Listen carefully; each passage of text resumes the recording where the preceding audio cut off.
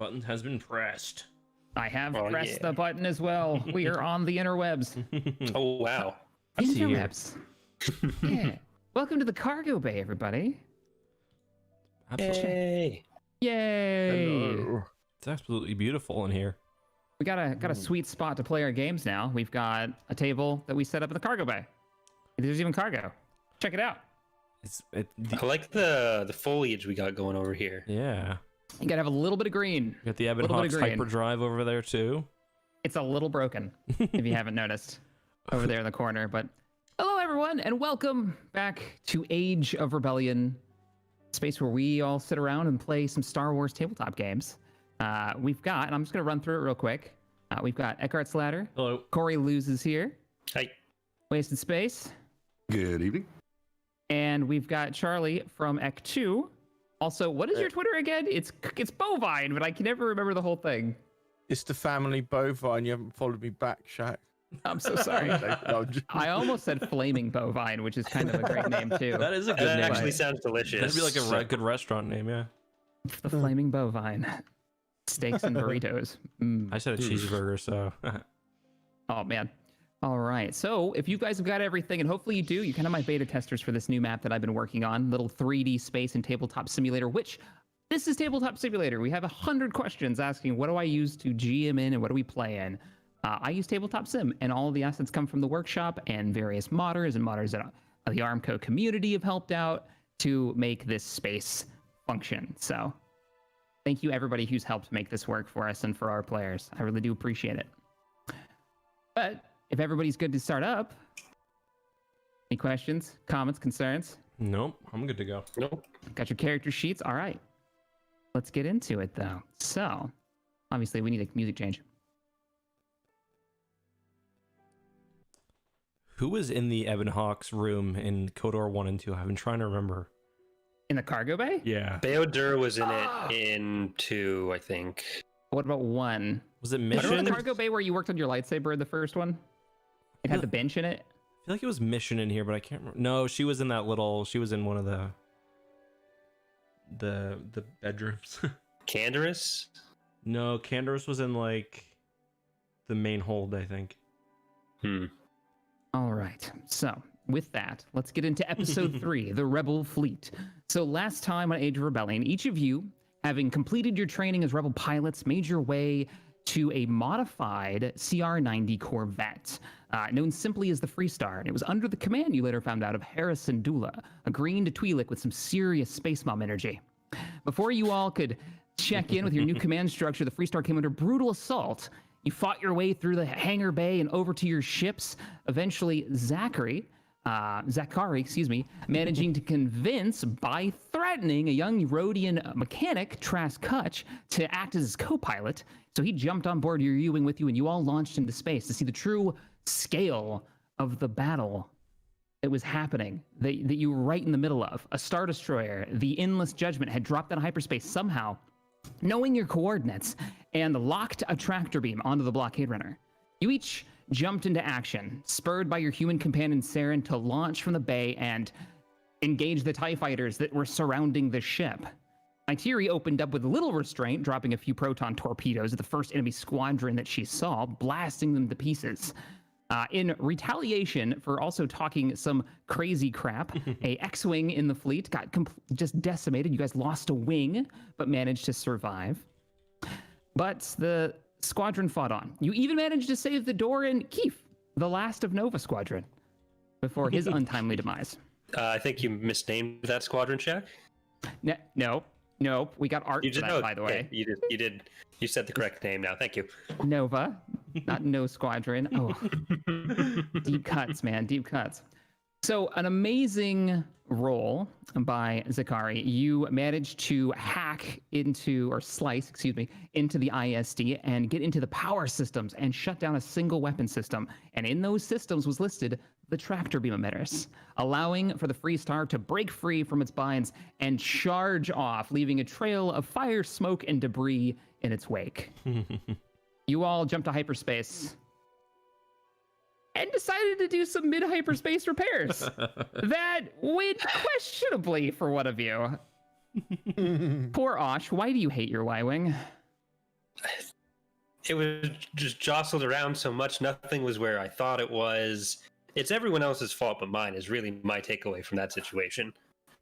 Messing around in your Y-Wing while in hyperspace, you manage to do something horrible and forcefully drop out, tumbling over in the gravity well of the planet you were heading towards.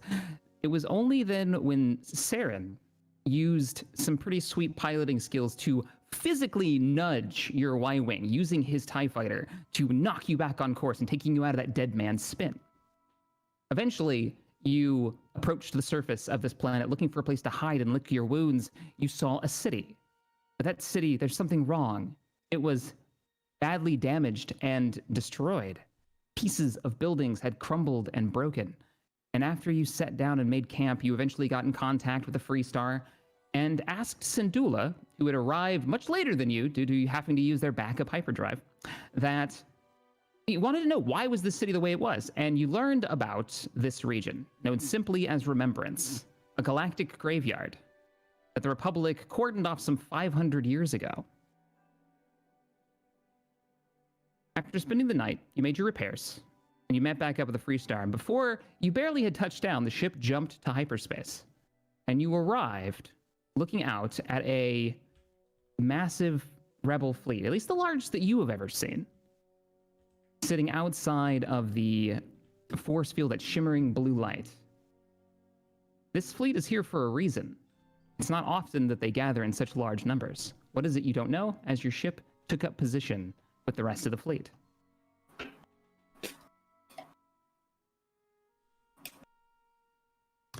So, with each of you opening up the canopies on your fighters, opening up the U-Wing, Trash jumps out of his seat and kind of runs towards the door and opens the latch and jumps out and takes a big breath as if he's free from your companionship for a moment and just free from the U-Wing. The Rodian looks around the hangar bay. Oh, wow. Quite a lot of damage in here. Don't go too far now, Trass. I need you on the ship, baby. Hey, I have other responsibilities. Trask, like no. this hangar is... And he turns around. I've helped you. Listen, Veronica got you off that ship, and you're loyal to her and me and the rest of the squad. So, you know... Go ahead, Osh. Judging by his heart rate, I don't think it's advisable for him to accompany us on further missions. Osh, I was about to listen to you, and I regret having done so. Listen, we got you out of there. You can tinker around with other toys, but if you get too far away from Veronica, I'm gonna find you. What?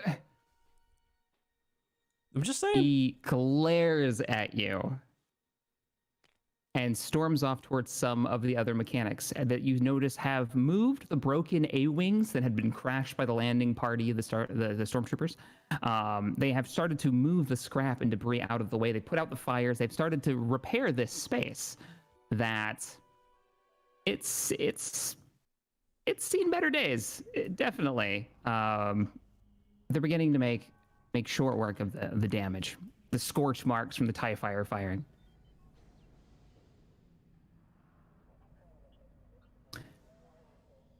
While you all have a minute to stretch and be back aboard ship, the large double doors of the hangar bay open, and you see, this time completely kitted out, you see a large human.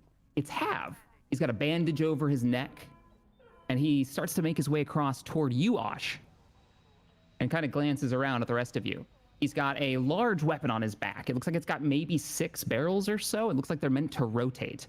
He's got ammunition clips on his chest. Looks like energy cells.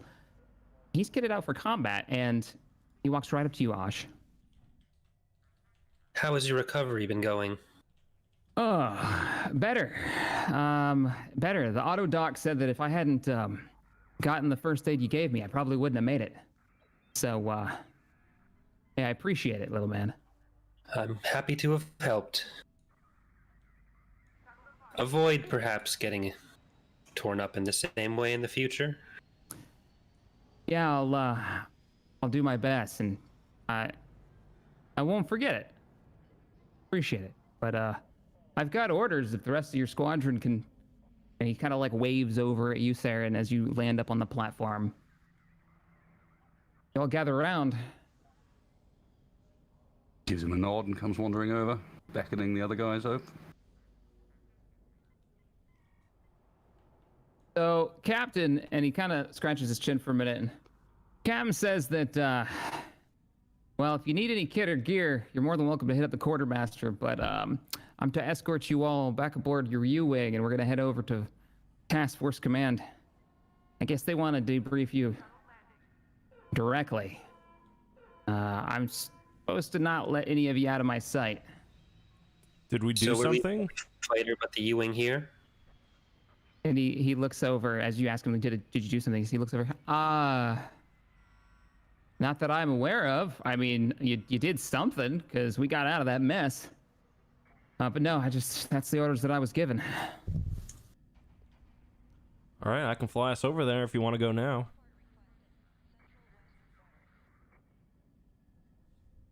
He How are said, the ship's looking? Can we get any repairs done while we're here? and Hav just looks over at Trass. Trass! What? He comes over. Rodian looks at you. What? Trying to get this bay back in order. We want to know if they can get some repairs. Yeah, it's like my one job. And he looks dead at you, as if at you, Zachary. He looks at you as, my one job. Your one prior job. You can do this, but I'm swinging back around for you before we leave, so don't go too far. Zachary, you seem to be violating several fleet orders and regulations with this behavior. Yeah, well, when you take down a Star Destroyer with a U-Wing, you can kind of do what you want, I think. I'm fairly sure I assisted you with that. Exactly. And psychology was not my major when I attended university for my medical training, but you seem to be exhibiting certain traits that we might want to discuss at a later date. Yeah, we can do that. Trash is over here like hyperventilating a little bit. I'm gonna talk to the captain about this, and fine, we'll work on the repairs. The fighters are priority, I'm sure of it. I'm gonna talk to the captain and see what we've got in the way of supplies. Now that we're with the fleet, I should be able to get whatever we need to fix these and properly fix that wing. And he looks over at the X-Wing. If you could refrain from dropping anything further on the Y-Wing while performing your repairs, I would greatly appreciate that. Did I drop something on it originally? No, you didn't. It's just everyone else seems to, and I would appreciate it not happening in the future. Referring to me. Not just you, Neytiri. Zachary did so. Man. I think Saren was very close to blowing it up on his own. He glances up at that upper rack where the boxes used to be. Yeah. Oh, is that why there's crate bits sticking out of the Y-Wing? Yeah, we'll dig those out for you. Thank you. I'm sure that will keep you quite busy, so no other work will take you away from that. And I look at Zachary. Neytiri, as you glance up there where those crates used to be, there are still some crates that are still up there, and they look like there's a young mechanic engineer. He's been picking up some crates, and you notice you're getting a lot of side eye from this guy. He kind of glances over you and looks away, and glances over and looks away. A little bit of a blush to him. He's like up on the second story though. He's kind of far away, but you're definitely getting a little bit of attention. I do that notion, you know, where you put your both hands on the eyes and you just drag them down, and then you walk. I walk over and I look at him and go, "You little man, why are you looking at me?" All right, roll for me a coercion. Are you intimidating him? Inquiring, not aggressive. Not aggressive. Okay. He looks kind of taken aback. Oh, no, and you recognize him. He was the one that was inside the tie. Nothing. Just nothing. And you see this big sigh, and he picks up the crate at his feet, and he lifts it up, and he starts bringing it over to the rest of the pile, continuing to clean up. Sorry. Did you still want me to roll? If you're not going to intimidate him, then no. I thought you were trying to intimidate him. So yeah. So Hav looks at you guys. Yeah. We need to get going soon, but if you do need to get kitted up with anything, if you do need to hit up the quartermaster, if not, we can head on out of here. I don't suppose the quartermaster has a spear lying around? Because that was pretty much the only thing that got us out of that last scrap. My eyes widen and look at Zachary when he says spear. What do you mean a spear was the only thing that got you out of the? It's like what kind of like your fighter had a spear on it? I don't get it. They keep saying spear. It was more of a staff. An extendo staff, as far as we could tell, because none of us have been able to figure out how he kept it in his fighter. We're all very curious about this point. If you could clarify that for us, Neytiri, we'd all appreciate it very much. You could extend it out from the bottom. There was a little like I stumbled because Hav's just staring at you like, what the hell are you guys talking about? Just something He's she got can a lot throw. of kit. I don't know if he's got a spear or a staff or an extension. I don't know what you need, but I mean, you could always ask him, I guess. I just go for standard gear, and then he kind of shrugs and he lifts that big heavy weapon on his back up, and you guys as players would know this is a Z6, but your actual characters probably wouldn't know exactly what this weapon was. He lifts it up. I was like, I mean, he's got standard equipment for, you know, whatever your orders are, or whatever your, and he lifts it back down, whatever your job is, but it's up to you. My eyes widen again, and I'm like, "Have you got an iron pike?" As I remember what the name was of my weapon. No, I got a squad weapon, but the quartermaster could help you out. Shit. It's like, and he looks at you guys like he's so confused. Would you like me to take you down there? Yeah, let's go. I nod. All right. What about you? And he looks over at you, Saren. You need any kit? I think I'm reasonably well set up. Just keep these lot out of trouble. All right. Come on. So he leads you guys back through those double doors into the hall and leads you down that hall where it takes to a right before you get to the mess hall. And you have to take a trip down a ladder through a hatch. As you get down here, it brings you up to a single door that opens. And you notice that the wall is considerably thicker here than it is anywhere else that you've been. And as you walk in, you realize why, as you see the ordnance rode up on the left and the right hand wall, and then on the other side of a large counter is a series of just racks of weapons that look like they've been checked in.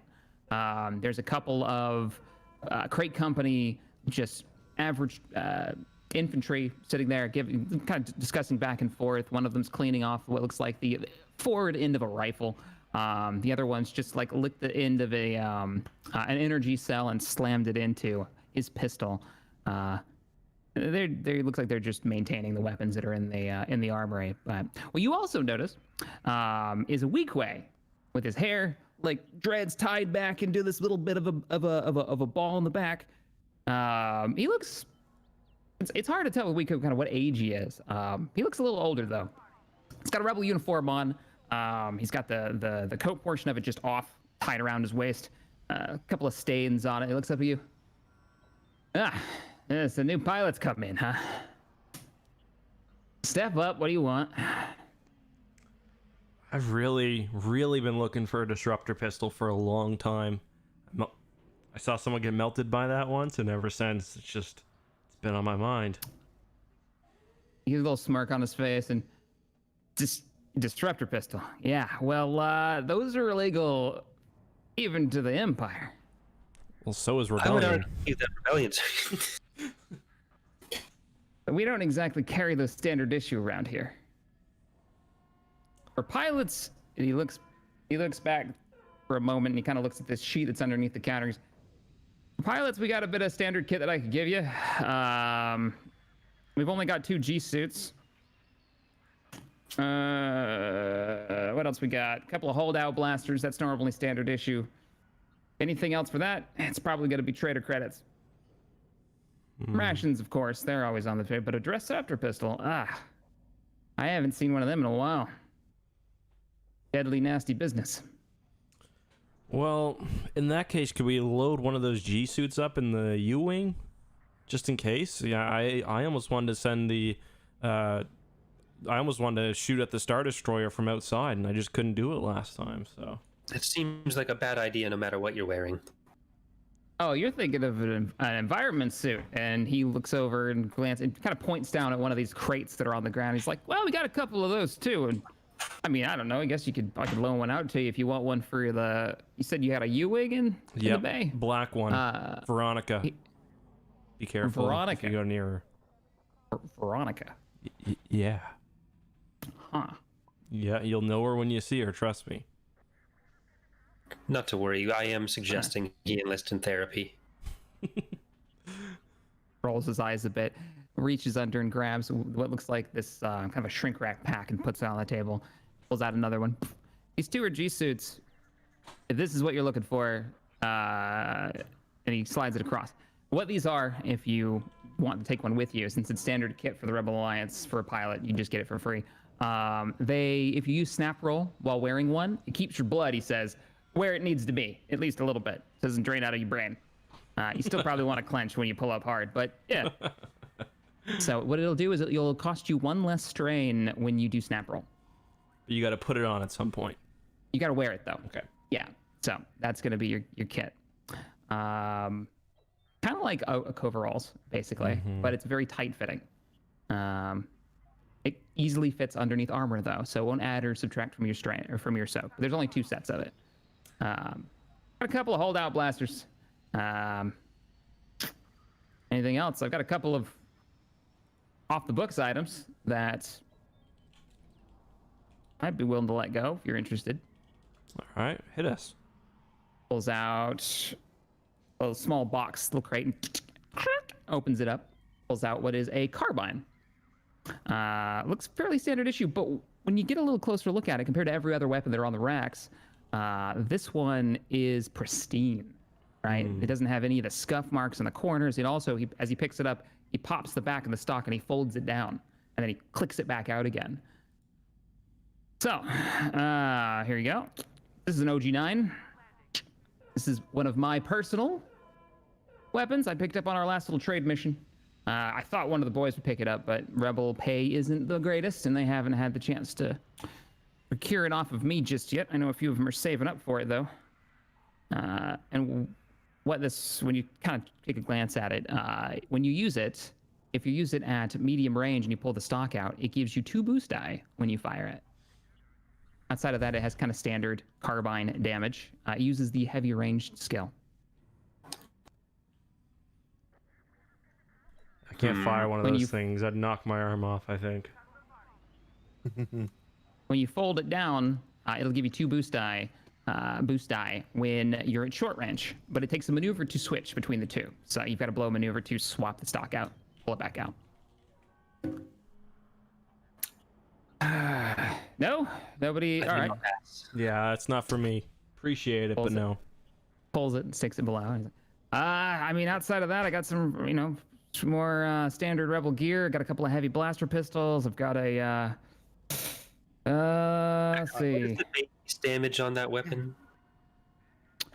On the carbine? The one you were showing us, yes. It is. I'll pull it out real quick. And the qualities, if you don't mind. It's got accurate 2 that has to be switched between for the range bands. Mm-hmm.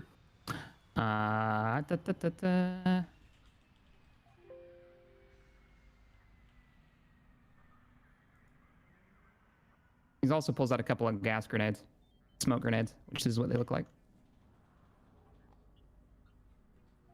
For more kind of standard. He's got a couple of frags as well. Where is the OG98? There it is.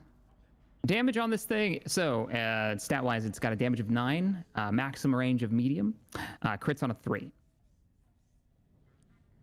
Okay. Does it have the inaccurate quality at all? It has the accurate 2 quality. Okay, so no matter what stock you're using, then. Yeah, it's got accurate 2, but you have to switch between the 2. Okay, then I think I will take that. That'll be 500 credits. Do you do store credit on exchange? On exchange for what? E5 blaster carbine. Pull out an E5. Oh, yay, an E5. Haven't seen a bunch of those recently. Roll a negotiation check. Okay.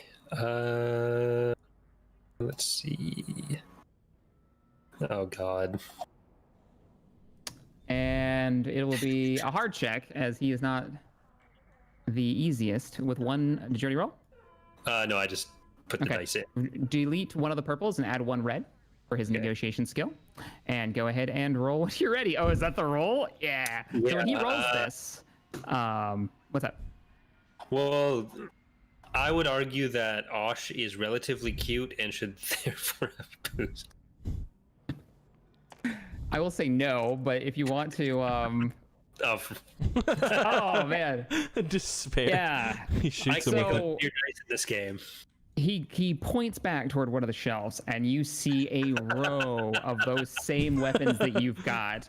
Yeah, turns out we've come across quite a few of them. Not really worth it. Sorry.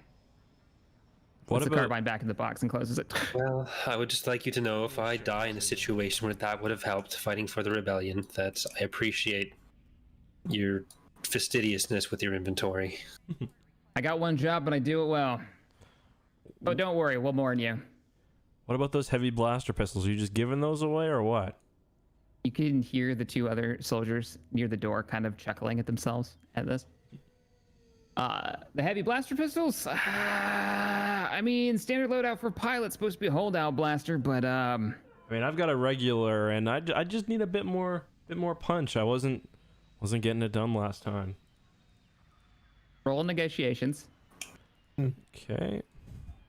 Sorry. He does tell you 250 credits, and he looks at you and he's like, don't think I'm not without a heart here, but the Rebel Alliance can't just be giving away its gear and equipment. These credits I'll use to go and buy new stock for the rest of the troops. This will get energy cells, this will get ration packs. There's a reason that if it's not on your standard loadout kit, I can't just give it away. I mean, I'm not asking for it for free. I've got a regular blaster pistol. If you want that, I mean, I don't know if that's worth anything, but You show it to him? yeah. It's just a normal blaster pistol? Just a regular, it's just a straight up? normal blaster pistol. Fairly standard issue.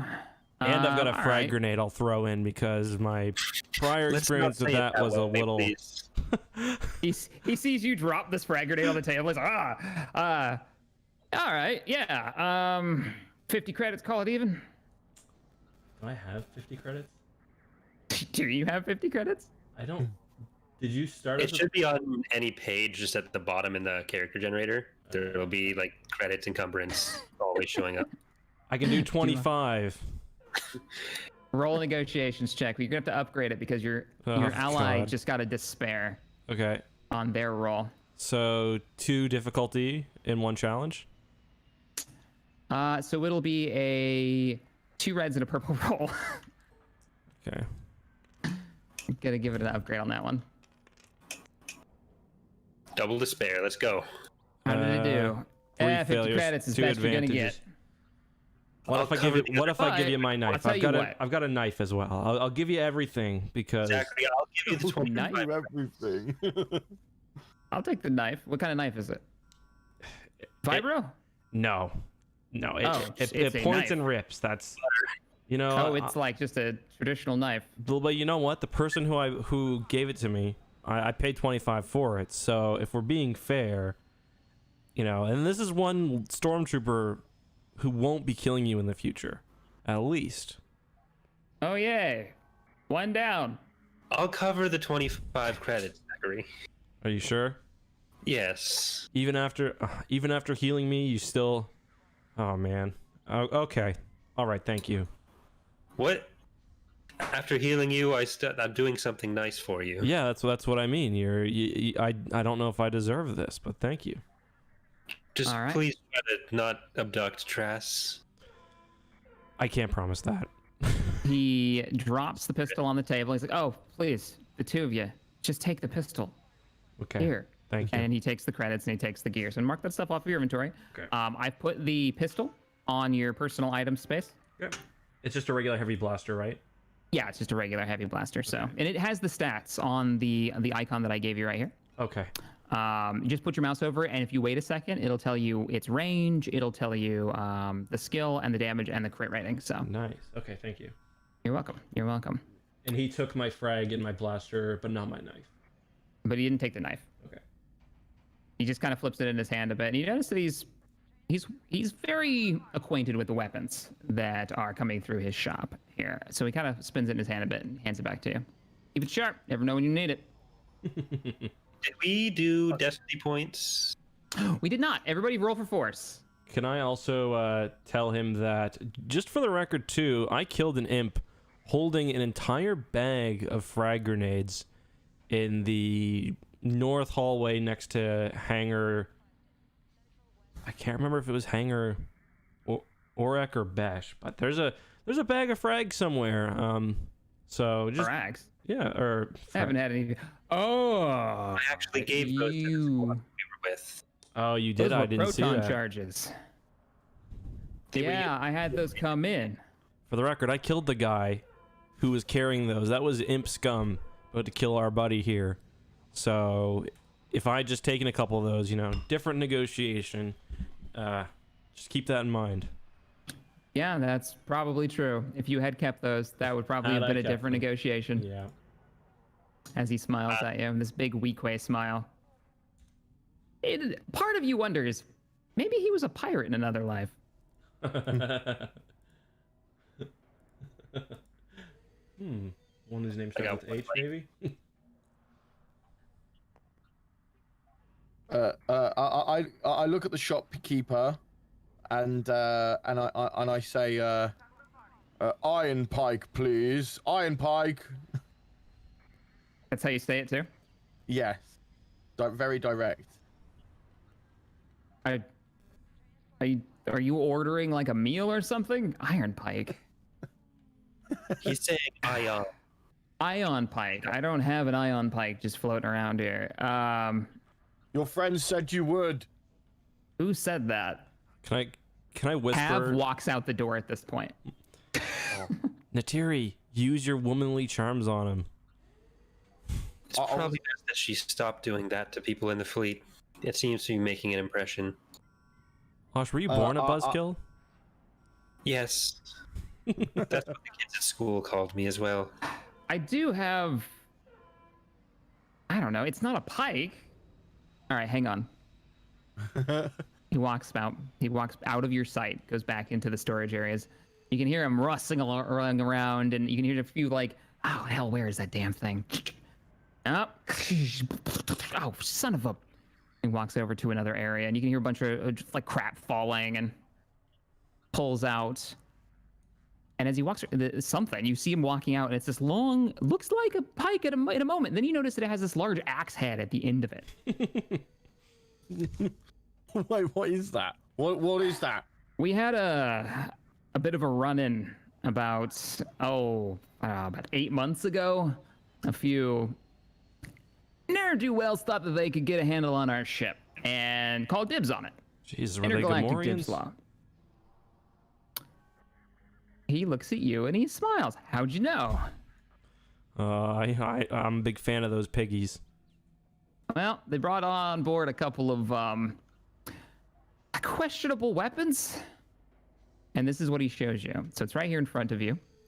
It is this long weapon with this large blade at the end. And it looks like it's got an energy cell like capacitor at the very bottom of it. It is heavy. And it is a nasty looking weapon. And it kind of smells a bit. I've cleaned it twice and it still's got that smell, but I'm pretty sure it functions. I haven't really done anything with it. Not a standard issue weapon around here. Nobody's going to use this thing. Like I'm I don't thinking. know how effectively you can throw that. Why would you? Hmm. You looking through a throwing weapon? Because I got a box of grenades back there. No, no. I got smoke I'm grenades too. If you're worried about blowing yourself up, we normally give those to the new guys. I'm thinking it's like it's not as good as my iron pike, but but how much?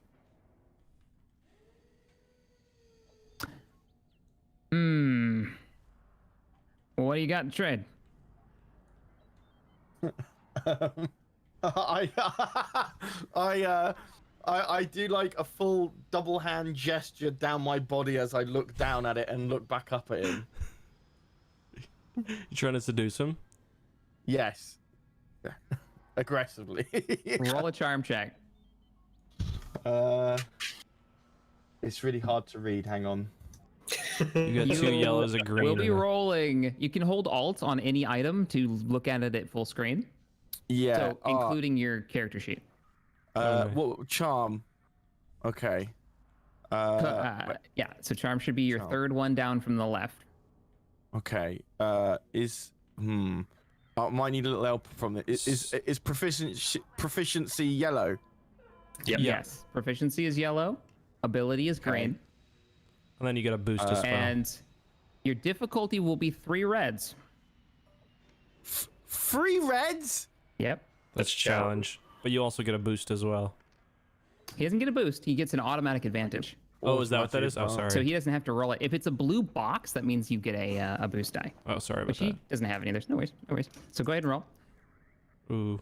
Oof. Fucking hell. Listen, I'm looking for something of value to trade here. The smile hasn't left his lips. And you're not my type.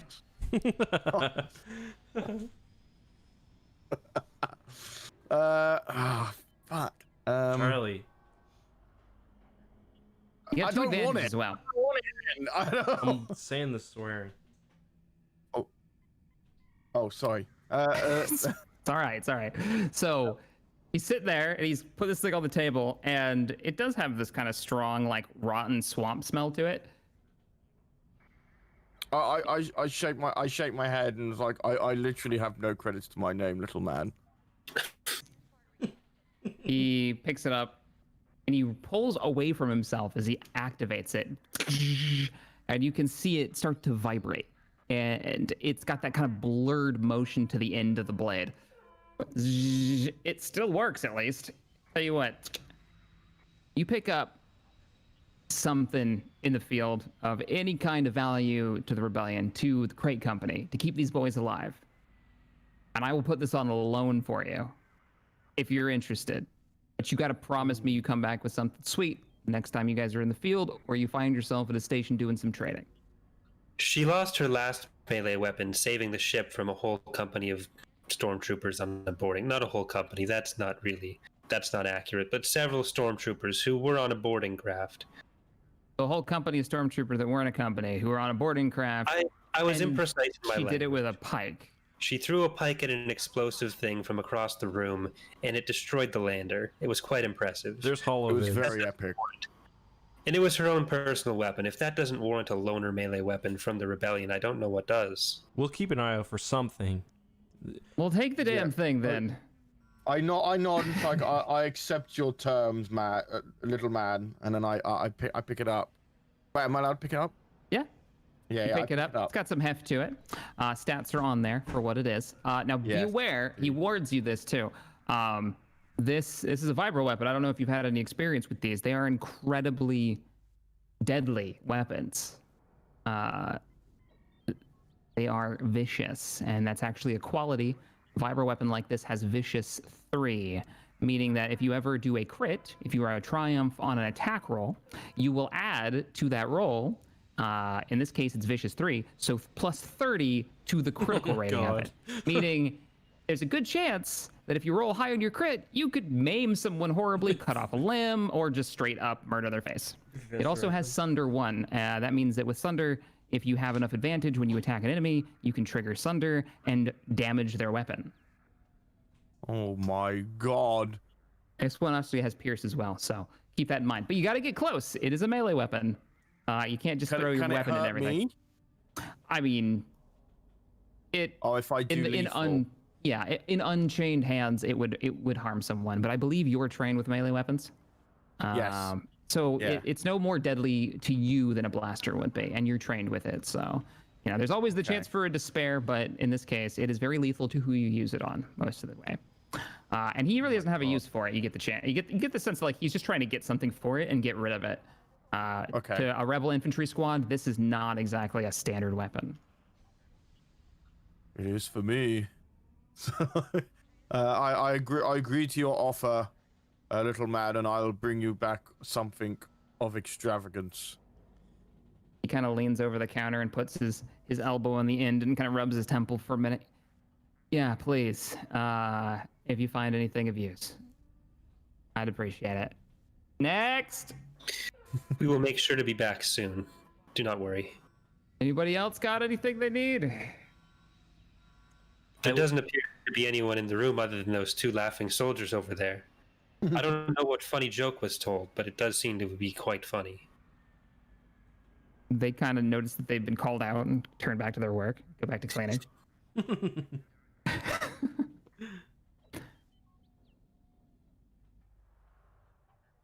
All right, what do you guys do? I think it's. I don't. Is there anything else you guys want to do here, or should we head over to the U-wing and see what our orders are? I'm gonna head back to the U-wing and find Saren at least. Yeah. I'll go with But him. as we leave, I kind of lean into Zach. I didn't realize that the rebellion's weaponry was handled on such a pyramid scheme basis. I didn't realize that such an attractive woman could be so bad at seducing things. It's not foolproof, moron.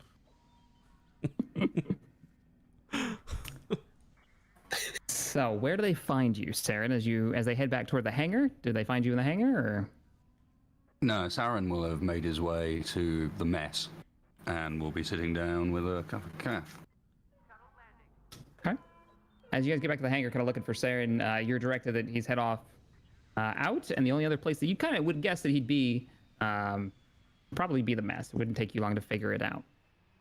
So as you make your way towards the mess, if you're looking for Saren, they find you just sipping a cup of calf, huh? And the mess has been cleaned up, you notice. There's damage. That table is still there. It is carved through the center, the metal bent and twisted. The pipe itself is still down. But The body has been removed. And it has been cleaned and looks like the area's been sterilized a bit. But there's no maintenance people working in here. It is daytime inside. So last time you were here, the lights were kind of turned down a little dimmer, and there was a lot less people walking around because you'd showed up in the night cycle for this ship. Now that it's they've had some action, so everybody was up and working their asses off to begin with. There's a lot more people around. People are eating. There's conversations going on. There's probably about 25 people in this room, in this large mess hall. A few people getting their trays and their food. You find Saren inside. In that back corner, same chair as he was in. I'm gonna go over get some calf. I follow. I want calf. All right. So, seeing them sitting, the calf is strong. It's got this burnt kind of flavor to it as you guys start pouring your coffee cups. Saren, seeing the mentor, is going to wander up to where they're pouring their drink. This better not be the same stuff that was on when we were here last. What do you expect in a place like this? I don't know, but Of last course time it is. last time I tried to drink some, I almost had a pipe fall on me, and I think Osh did have a pipe fall on him. It hurt Yeah, a lot. I was the one that nearly died. Only more refreshing when it's been brewed this long. So did you find what you needed? It was actually surprisingly good. We got something that can cleave things and something that can shoot things. Those do tend to be the two classes of weaponry that we use. Well, there's also something that explodes things, which I no longer have. The weak way in there was driving a pretty hard bargain. No one cares. I would argue that the exploding is a mix of both shooting and cleaving when it comes to fragmentation grenades. Where did you go to medical school, man? the academy on Polis Massa, but then I did go to Alderaan for some time to practice at the big hospital there, whose name I forget and don't have Honestly, written down. sometimes I think you should have stayed there. At the hospital on Alderaan. Yeah. I would have liked to, but because I'm not human, I'm not allowed to practice there anymore. And were you implying I should have been exploded? Maybe. Oh, that's rude. Just a You're joke. very mean. So how much did he fleece you for? Pretty much everything. I mean, Nothing for me. we should have been patting those stormtroopers down for any credits. I mean, what about you? Like, do you have any money? Like, I mean, if we go to a cantina at some point, drinks are not on me. That's all I'm saying. I still have 300 credits after helping you with that blaster. 300 credits. Oh my I god. have not. Are you saying 300 is a little or a lot, Zachary? It's infinitely more than I have. Well, it's 300 more than you have, not infinitely. Oh my god. Sounds like you're lucky to have left with anything. Yeah, I can't complain too much, I guess. But if we see anybody passed out, I'm checking for wallets. That's all I'm saying. Very honourable. That's not a bad idea. We're in the rebellion, not Sunday school. Well, speaking of Sunday school, shall we? Yes. What does that supposed to mean? You don't get a response. Aaron just walks out. As you make your way towards the door, Hav has been kind of just sitting there and letting you guys do your thing. He seems content to just wait until your business is done. I salute him quickly as we pass him. What do you do? I just salute him while we're passing. He looks around a little bit. You get the sense that he's enlisted and nobody normally salutes him, but he quickly pops one back towards you. And I didn't know we were doing that. None of the other squadrons ever did, especially aboard ship. Right. Are we going? I think we're I going. think so. Yep. All right. Great. Let's get going then. He follows you guys out to the hangar. Are you coming with us?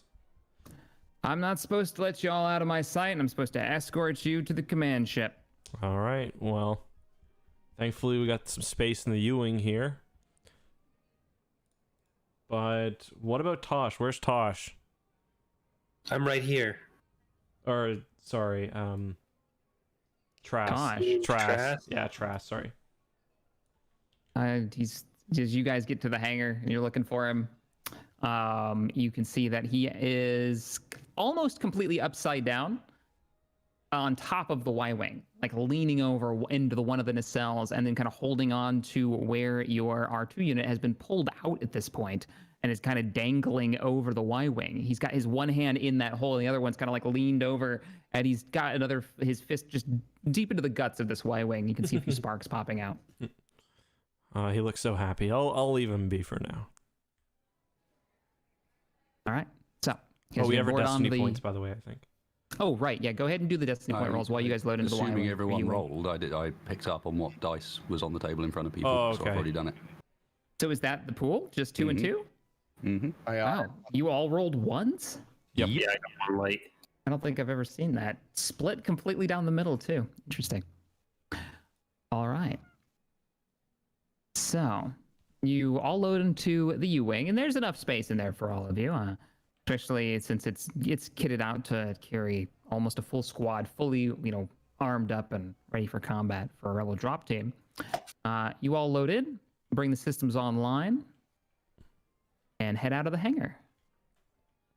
Av directs you towards the MC-75 on the port side of the fleet as it stands. As you guys are making your way through the small little window slits that you can see through the U-wing's doors, you can see the true scale, the true size of the fleet itself. Its largest members being the 2 Mon Cal cruisers that are in the center. I've never seen one of these things up close. A little bumpier than a Star Destroyer. Just a tad. flying past, and not dangerously close, but close enough you can really see the detail of the MC-80's weird like skin to it and all the bumps that it's got. You notice as you start approaching the MC-75 that the two ships, though from farther away look almost identical, are very different. It's almost bizarre. Getting clearance for the hangar bay on the Nomad, as you find out it's called. You're ushered in to their first hangar bay. Brought in, there is some crewmen guiding you in, telling you where to bring it down and when to shut the engines off. As it sets down, you notice that the hangar bay here is far larger than the blockade runner from the Freestar, and in much better shape. Inside, there's a row of 3 X-Wings on the right, 2 Y-Wings to the left, all having crews working on them, fuel being pumped in. And you noticed as you were flying over here as well, a couple of GR-75s, a couple of Rebel transports that seemed to be running around fueling up the fleet. When you first arrived, they were fueling some ships. Now they seem to be fueling others. Osh, you probably could even land in here without difficulty. Yes, that is true. As the doors open to the U-Wing, you are greeted by 6 fully kitted fleet troopers. Those strange rounded helmets that kind of swoop back. They each have a carbine in hand, have already made it almost all the way up to the door. You can see them double timing it to you as they stop. Twin sons? The lead trooper yells out. Nod from Saren. We're to escort you to the bridge. You're to come with us. Is this normal, guys? I've never been on a ship this size. It's about time. Have glances to each of you, and for such a big dude, he looks a little concerned. I've never had a greeting like this. What do you do? Go with them. I'm just gonna start following them. I follow in tow. All right. As you all filter out of the U-Wing, the guards seem to spread around you. It feels less like a welcoming party and more like a prison escort. Saren, I really wish you had filled us in on what's going on here, because this is a little odd. I whisper to him. Is Zachary finally getting court-martialed for his behavior towards Trass? Look, you'll find out in time. Just roll with it. All right. There was reasons why I couldn't tell you anything. Okay. And you'll see Saren, like, subconsciously just reach up and just stroke the tattoo on the right side of his neck. Wait, what tattoo is that? Can I inspect that? Sure. Roll perception check.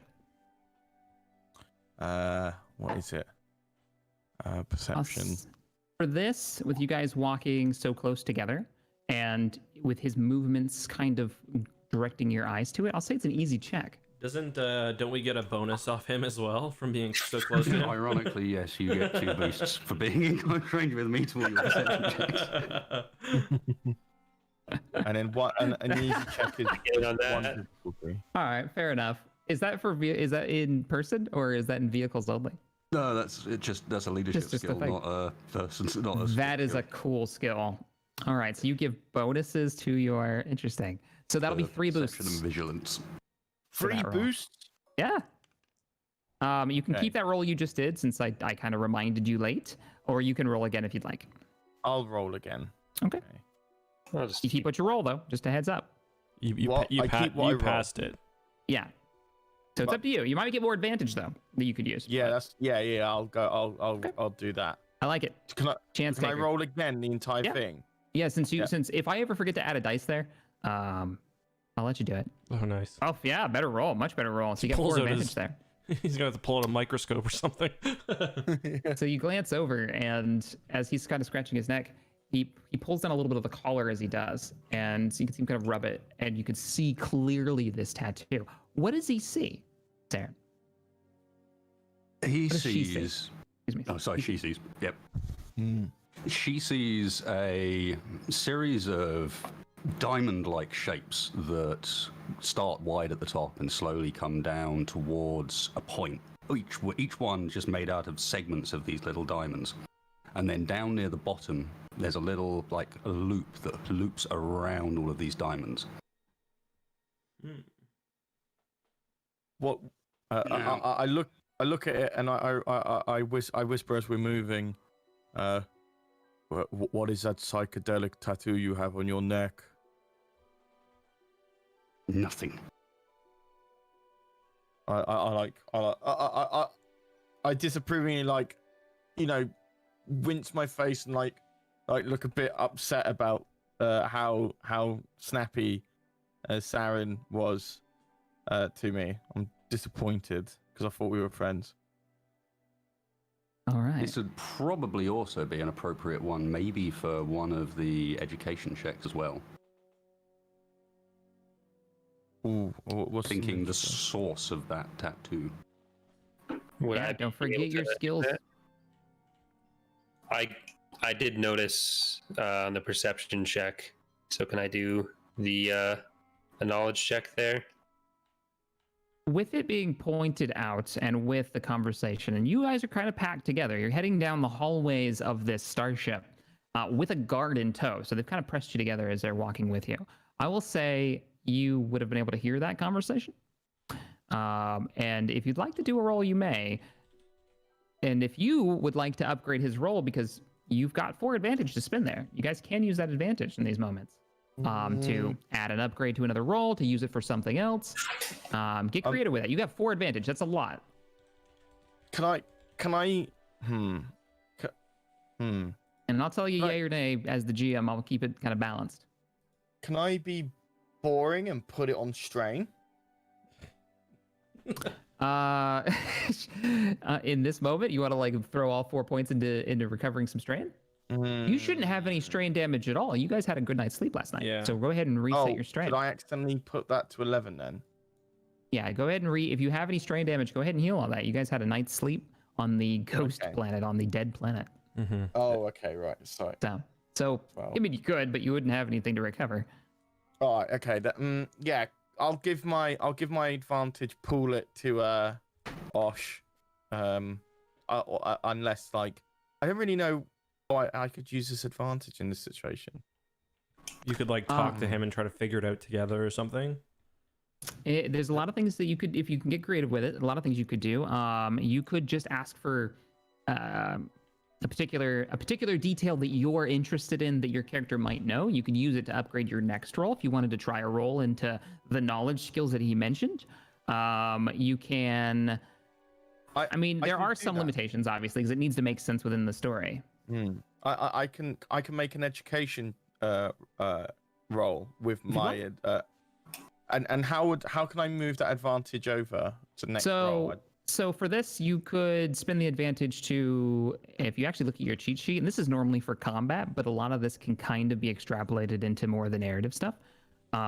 So in this one, it would be most likely, there should be an upgrade on here for result options 3 advantage, or even a triumph. At 4 advantage, you get into kind of triumph territory. So it would be upgrade the difficulty of the targeted character's next check, or upgrade an allied character's next check, including yourself. And this would be upgrading your next check, which would be, now that I've seen it, I would like to think back and see if I remember ever seeing something like this with a knowledge check. And I'm going to upgrade that based on how much detail I got out of that perception check. You know, that's how you kind of want to wrap it. So then that'll cost you the 3 advantage, we'll say. It's up to you. It's your advantage to spend. Yeah, 3 advantage. Yeah, I'll use that for the edge, and then I'll give the 1 advantage over to Osh. Okay, probably the next roll. 1 advantage will allow you to give the next ally a roll or something like that. So I would allow that if it's about this. Remember, it has to make sense in the narrative. And in this case, you're kind of investigating this tattoo that you've seen your ally have and this mood that he's gotten into. So I can put that in an education roll. What would you like to roll? In what way are you going to be looking at this tattoo and look at those skills? And I'm happy to help you with this. I'm wondering if like there's a chart. I guess I don't know, but would my character have some knowledge in like what that design would be? That's what the whole role is for. So so when you're choosing the role for like knowledge check specifically, particularly, you think about like what angle are you coming at it from? Is it a xenology role? Is it something that maybe it's like the species that he's a part of? Or maybe it's like a social thing with his species specifically that's tied into it. Maybe it's a warfare tattoo. Does it look like some kind of like tribal marking that might have to do with some great conflict? Or maybe like you as a player can make some assumptions and then choose the right skill that you think would work great. In this case, and this is one of those few instances where like meta can be kind of a good thing. You can, as a player, I know what this is, but does my character? Now I got to roll that skill check. So Yeah. yeah, maybe it's a core wanna... world tattoo. Maybe it's something from high society. Maybe it's a political thing, or maybe it's from like a government thing, which would be your education checks. So it's up to you. I don't want to impede on like the wasted character. That No, this is the whole. You're not doing that. Investigating, You already did that backgrounds. Yeah, you already did that. Now it's like, you're answering. You have questions. Try to answer them. Okay, Absolutely. I'll run the education check then. Okay. I can't. Where does that fall into on general skills? It's the bottom right. It'd be the Bottom right. knowledge section, bottom right. Oh. Yeah. And remember, you So- can hold down Alt on anything on the table, and you can see it in full screen if you need to see this more clearly. Yeah. I just didn't know where it was on the Yeah, it's all the knowledge skills are on the bottom right of your character sheet. So this is going to be 2 greens for you because intelligence, your intelligence is only a 2, which isn't bad. not a smart It's just woman. average. He gets an upgrade. 2 doesn't isn't like unintelligent by any means. If he wants to use that advantage for it, yeah, you could upgrade that. So you would change that out for a green and a yellow Okay. as an upgrade. So delete 1 and add a proficiency die to it. As you got such a good look at the tattoo that you're using that to increase the dice roll. Basically, a lot of detail. And I don't get the bonus from Sarin with the boost. This isn't a perception check, no. It is specifically perception checks. Okay. You need a difficult. Oh, do I need a difficult? Oops. I'm really sorry. Oh. 1 advantage. Damn. You got 1 advantage. All right. You, for a moment, thinking through what this is you chose education for this, or you can always ask the GM to recommend a skill if you'd like. But in this case, since they were all the same stat, I let you just choose whichever one you wanted. For education, for a minute, you thought you've seen this pattern before, or maybe you saw a holo vid or you read a holo novel. There's something about the design that piques your interest, but you can't place it. With the advantage, I will say you got 1 advantage on that roll. I will go ahead and say, you've seen this before in this design, and you've seen it, maybe not the specific design, you're not sure, but you definitely have seen it as like something like this as a tattoo, not as like a symbol of like a government or a flag or of a place. This is definitely a tattoo design that's reminiscent of other tattoos that you've seen. You can't really place it. You don't know.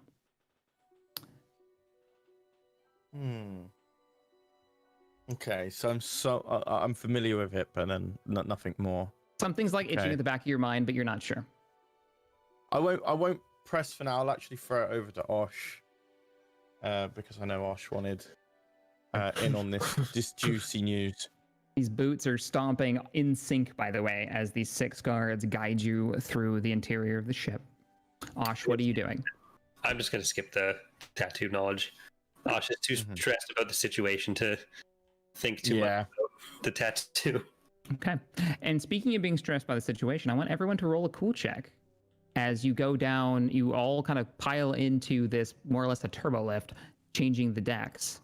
And you are surrounded by these guards, and each one of them is stone cold faced, and they each kind of glance at one of you. over each of you. They keep looking at you and kind of keeping an eye on you, making sure there doesn't seem to be subtle movements. Weapons are out. They are lowered down, but they're in their hands. They are definitely being very vigilant. They're watching you like hawks.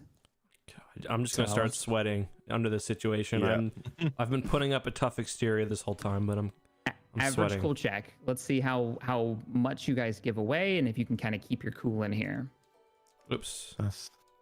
What is that, like 1 green for you, Zachary? That's I'm gonna good piece. reroll. That was super Uh-oh. skewed. Is that too difficult? Oh no, 2 purples. too difficulty. How did that Average land? check. Don't worry about having to re-roll. It will calculate the exact like angle the dice drops on, and it'll just tell you which one's the top one, so you don't have to worry about re-rolling. You'll get some weird rolls on the table, but it does it for you. I had a The only terrible reason roll. we didn't use these originally is so. Oh man, some good rolls coming out of this. I'm just sweating so bad. Like my bladder's starting to like I'm clenching. My stomach's upset. Like I've got the hot snakes in my belly. It's just I'm like having a bit of an anxiety attack right now. Oh, how much did you fail at by? Wearing... 1 failure, 2 threats. 2 threat. All right, take 2 strain. As you're starting to sweat, you're surrounded by these troops. You're kind of locked in a box with them. It's really off-putting. And as you walk down the next hallway, you seem to be heading towards the command center of this ship. You hear a little bit of like whispered discussion as you pass some of the corridors that link to this main hall. And you get some eyes watching you all as you pass by. Can I do like a perception check for any like threats or anything? Because I'm thinking of Bolton right now. What are you looking for? Threats in what way? I've just at this point like I'm having an anxiety attack. Something feels wrong. Maybe I want to look at. I think I want to check out the blasters of the nearby guards and see if their safeties are on. Maybe. Okay. Yeah. Roll a perception check. Okay. I will say it's an easy perception check, as there are many blasters, and they are all around you. Okay. It wouldn't take you long to get a glance.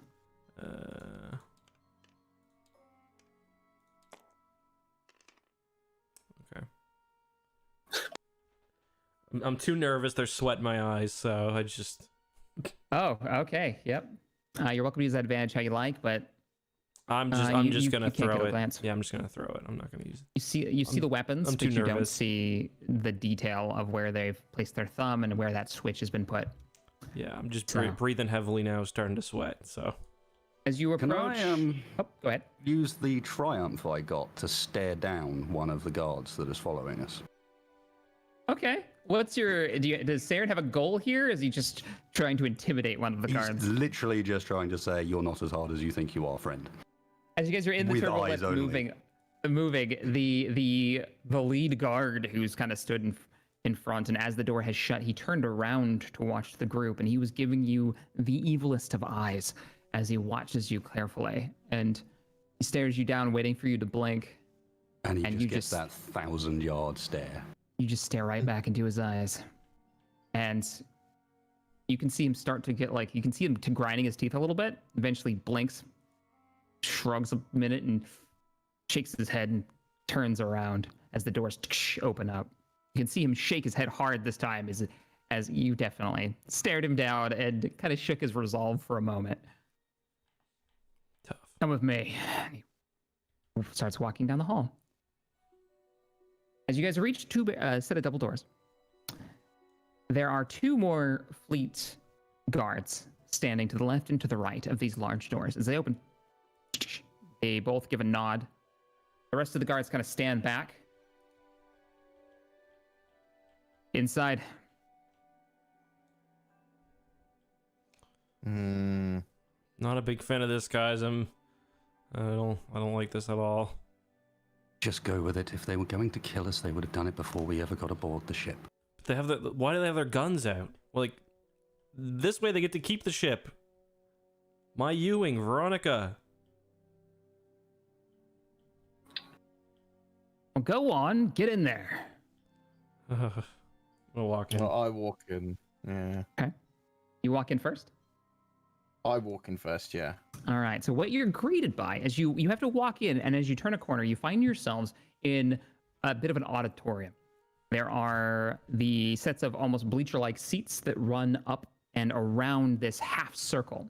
In the front of the half circle is a large window that looks out, and you can see bits of the fleet lined up outside. The lights are dim. At the center of this circle is a holotable that is currently on. The lights are dimmed down, and you can see a Twi'lek standing back to you, talking to a gruff-looking Rhodian.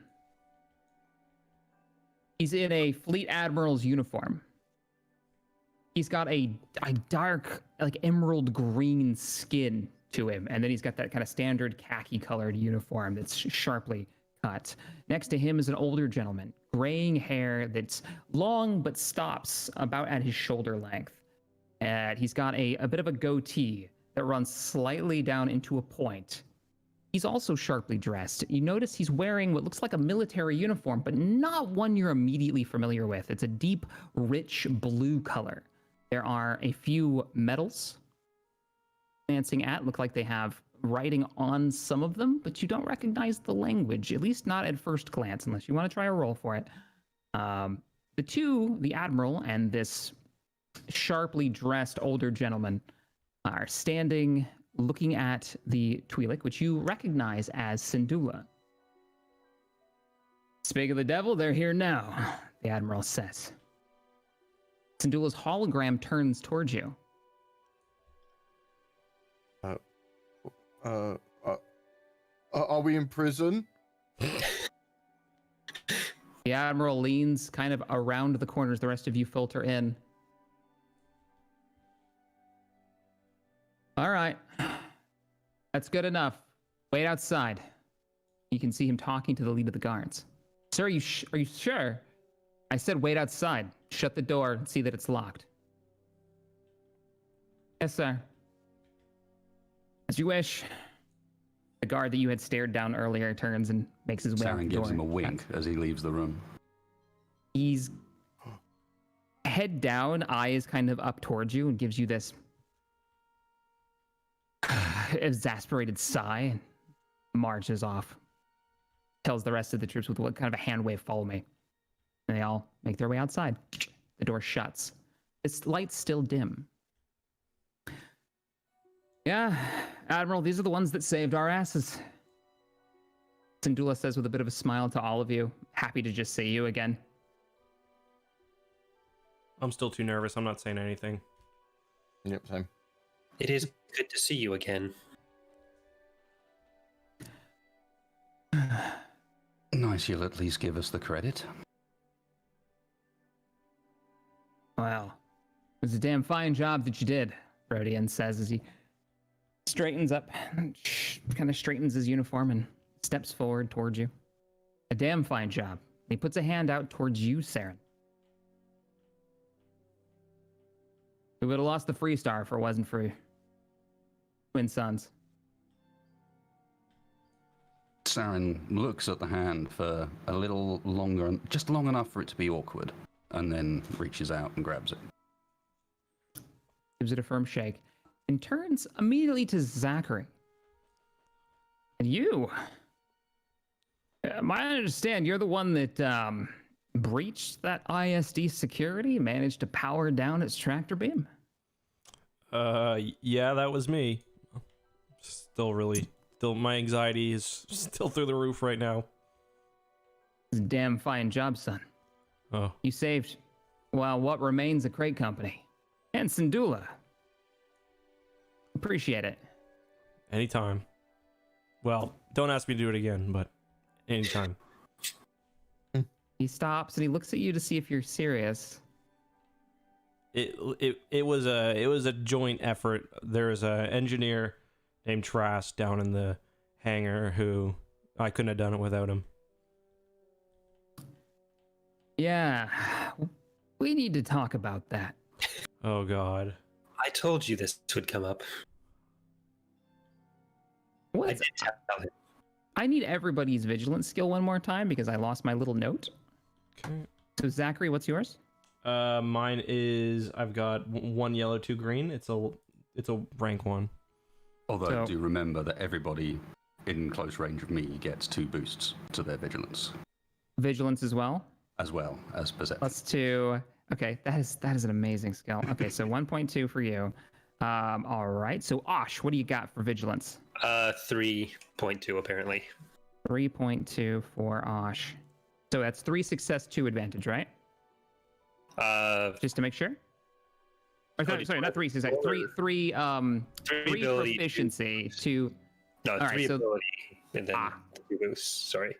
So the way that I break these down into numbers, so I have them on my notes, and this is how we'll do quite a few things, is that your proficiency dice, your yellow dice, are full numbers, and then the point whatever are your going to be your green die. So what do you have again? 3 ability plus Saren's boost. Are we just gonna ignore the boost since we all get them, or does Yeah, don't Saren worry about does Saren not? Don't worry get about the them? boost. Okay. And the boost in this case will be for when you actually do a roll. Okay. All right. So Natiri, what do you got? I got 1 green. This is all right. It's 1 point. So 0.1 for you. Excellent. And then Saren, what do you got? 0.2. 0.2. Cool. 0.2. And you all get a boost when you're around the lead, which is good to know. Good to know. What's the range on that, by the way? How close do they have to be to you to get that overall boost? It basically, in engaged, they get 2 boosts. In close, they get 1 boost, and then beyond that, there's nothing. Okay. So in space, they get 1, and then engaged on the ground, they get 2. Very cool. That's awesome. All right. So, Osh, as the Admiral speaks and he's talking to Zakari, you notice on his uniform there is a bit of basic. He's got a kind of an Admiralty placard on this uniform, and the name says Kutch.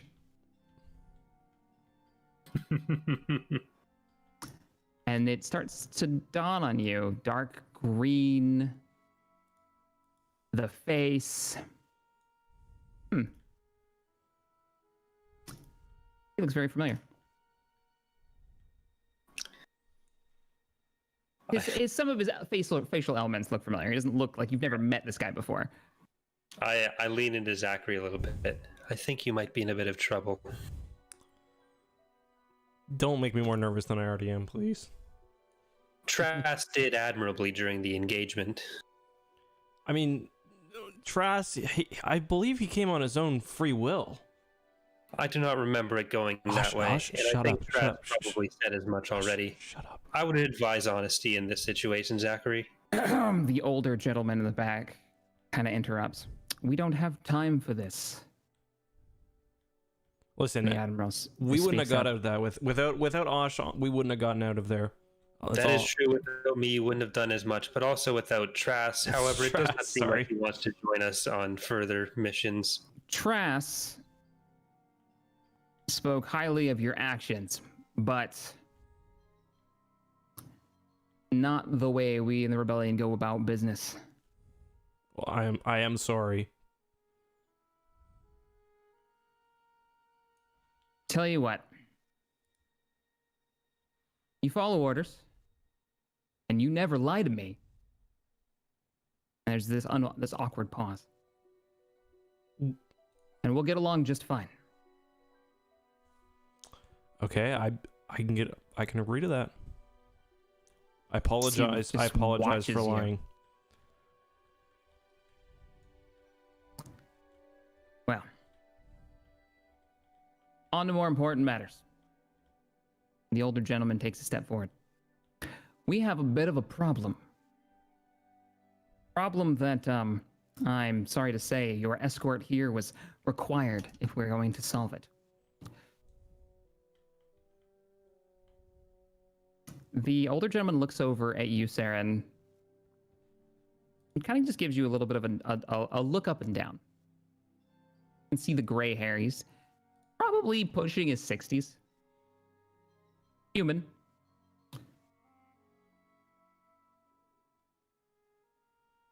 Our fleet has run into some imperial issues, as you've seen with the Free Star. They have located the fleet since we've entered this region. Now, 4 times. We've lost 1 heavy cruiser. The Admiral speaks up, and 2 escort vessels. We think we've got a spy. A spy? And We don't know that. The gentleman next to him says, well, it's the only thing I can think of. Your batch is new. You're fresh face, new to the rebellion. Your ship hasn't been part of the fleet. Can't be one of you. We gotta make another jump in 4 hours. We've got enough fuel to make 3 more jumps. We can't keep jumping every 6 hours or so. We're burning fuel we're burning fuel too fast. Far too fast for our operations here. okay, and what do you want us to do about it? Harris speaks up. Well, we can't really trust any on the ships here as part of the fleet as it stands. So, I mean, our only bet right now is in 4 hours we're gonna have the fleet jump once again to another set of coordinates, new coordinates. We need you to investigate. Try to find how the Empire is locating our fleet, how they're able to find us. Only a few hours after we arrive. Can I interject and say, when I was heading in, I saw something in the asteroid field. I didn't get a good look at it, but it was hours, if that, before we got attacked. There was something. I shot at it. There was a bright light. I have no clue what, but there was just something wrong with the entire situation. The older gentleman, where was this? This was on your way into the region, into Remembrance, or was this? No, where was this? This was when we were first rendezvousing. In the, do I know the system name that we first rendezvoused in? You don't know the exact. You would know the system name, but it would be just a series of letters and numbers at this point. It'd be just kind of a grid coordinate. Right where the but Freestar was attacked. And Harris speaks up. So that was what you ran off and investigated when you first arrived. Exactly. We saw you hard burn, but we weren't sure why. I meant to ask you about it, but things got complicated. A little greasy. You said you saw a flash. I shot the asteroid. Something blew up in an unnatural way, and I couldn't catch what it was, but there was something there. And it wasn't just some light reflecting off of the wreckage of the asteroid that you were popping. I don't think so. I've never seen anything like that come out of an asteroid before. Would I be able to get to engaged range without it being suspicious with Hera or with Kutch Senior? You can roll to find out. Remember, Hera is a projection on a briefing table, so she's not actually there. So not her then. Kutch, ideally then. Okay, you want to get closer to the Admiral. Yes. With everyone in the room talking, I would say you're more than welcome to try. Let me get a skill list. It's not necessarily that I'm trying to do it stealthily so he does notice, just so that it's not like I'm walking directly up to him and If you're just trying to get close to him, I would say stealth check, just to see, not so much that you're disappearing in a puff of smoke, but you're just you're quietly moving around as if maybe trying to get a better angle at the hologram communication. You are shorter than everyone else in the room by quite a bit. Okay. Feel free to roll. It will be against you, and you're trying to get close to the Admiral. Yes. All right. 2 seconds. I have to pull up the Admiral stats because that's the thing. He's old and distracted. I'm especially trying to not raise suspicion with Saren. Okay. So it's going to be 1 red and 1 purple for his vigilance skill. All right.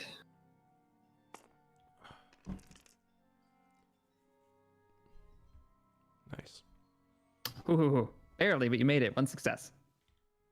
All right, so you managed to, in the disguise of kind of just trying to get a better angle, nobody seems to notice as you make your just a slight move around a couple of your companions and slot in next to the Admiral. He does kind of like half glance towards you, but doesn't seem to pay any never mind and continues with the conversation. Doesn't seem to really have noticed that you'd moved. No suspicion is raised. What would you like to do now that you've moved closer?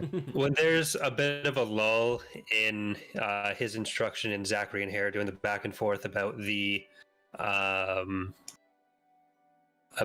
asteroid stuff, I just kind of use the telepathy to say, I would appreciate at some point if the rest of us can be informed as to why Saren is above suspicion in this. Can people respond to you when you use telepathy like that? No. The Admiral looks directly at you, turns towards you mid-sentence, and says, he's not. The timeline doesn't match.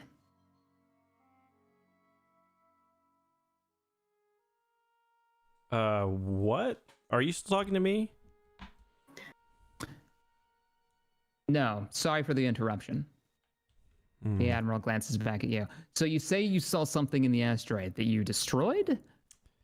It was destroyed as I shot the asteroid. There might be a there might be a recording on the U-wing or even the Freestar. It was pretty unclear to me.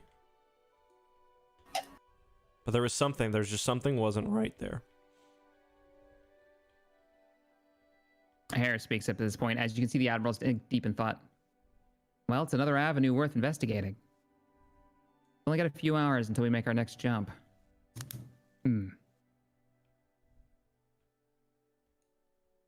There's a bit of a pause in the conversation. Everyone's kind of thinking through.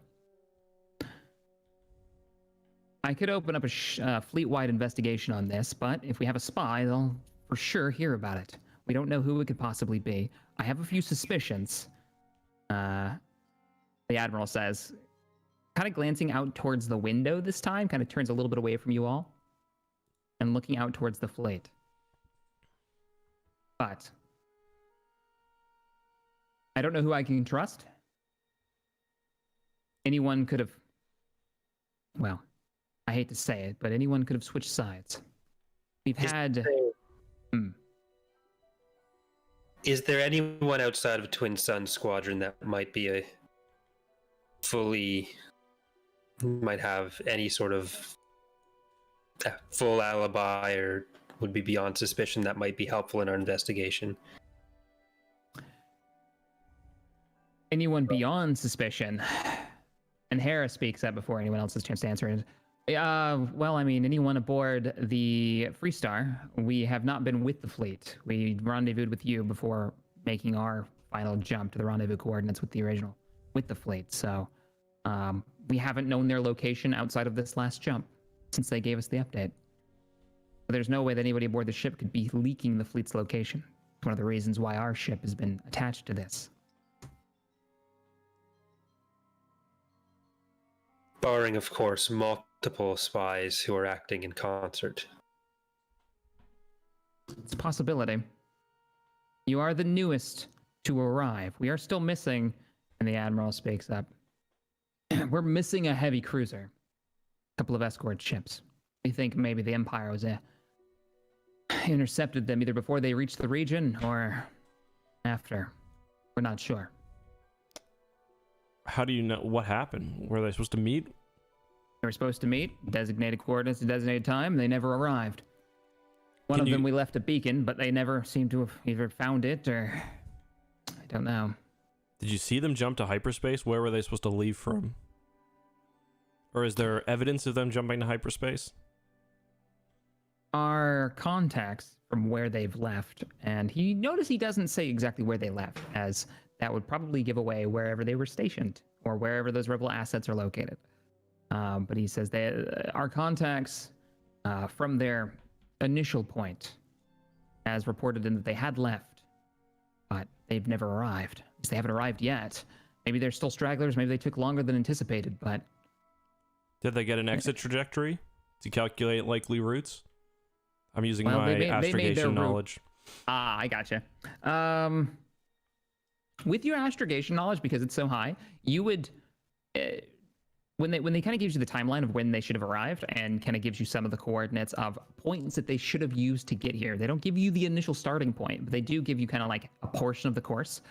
I won't even have you roll for it. You would know they should have well been here by now, unless they ran into trouble. And trouble the galaxy's on fire at this point, so there's all kinds of trouble they could have run into. But it does.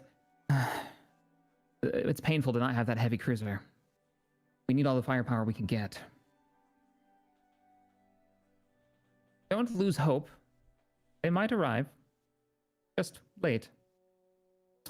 You know how their captain is. A bit of a sigh from Hera. Well, Admiral says, you have free reign to investigate as you will. We're here as resources. You're welcome to use the ship's library. But bear in mind, we had you escorted here under the pretense that your squadron has committed some kind of crime or act of sabotage. There's quite a few rumors that have been spread. I apologize for this, but we felt it necessary so no one would be the wiser. Would we be able to do more of that? Do more of what?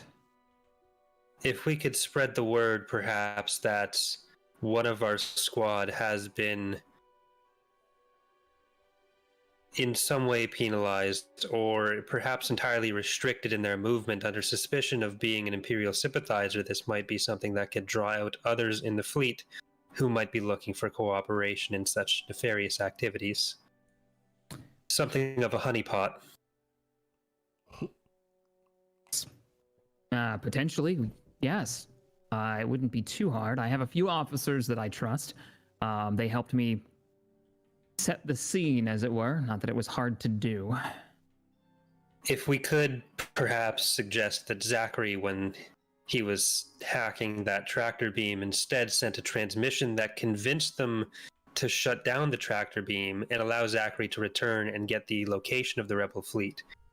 And we were to keep Zachary under arrest somewhere. Hold on. You're offering me for a lot here, and you were pretty quick to think of that option there. It's the option that makes sense in the current situation. You, of course, wouldn't actually be penalized. You know what's more likely? I think a little nurse nerd probably did it. So if we were able to convince others that I was responsible for this, then I would be more than willing to do my part to help the rebellion. But if you're unwilling to do so, oh my God. I suppose I understand. This wouldn't put you in any danger. With all due respect, no one is going to buy that the Imperial spy was someone who arrived at the fleet long after the attacks. No, this would be a separate spy, so that the current spy might be looking to work with Zachary and perhaps break Zachary out, some sort of escape situation. Well, we think of other plans to try to find them. Whatever. Turning to the Admiral. Admiral, is this really the best use of my resources? I don't mind being the bait. The Admiral looks to you. If this problem isn't solved, then the loss of resources will be far beyond whatever value you place upon yourself. And this squadron. Fine.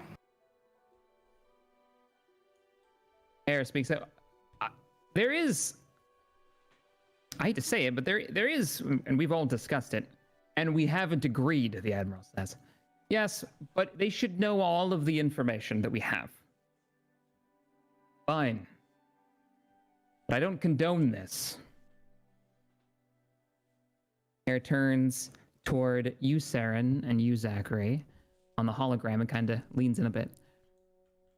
There are some other vessels, captains, that I have had some dealings with, particularly in the Lothal sector. There is a single ship that's a turncoat from the Empire, and I don't have any hard evidence, but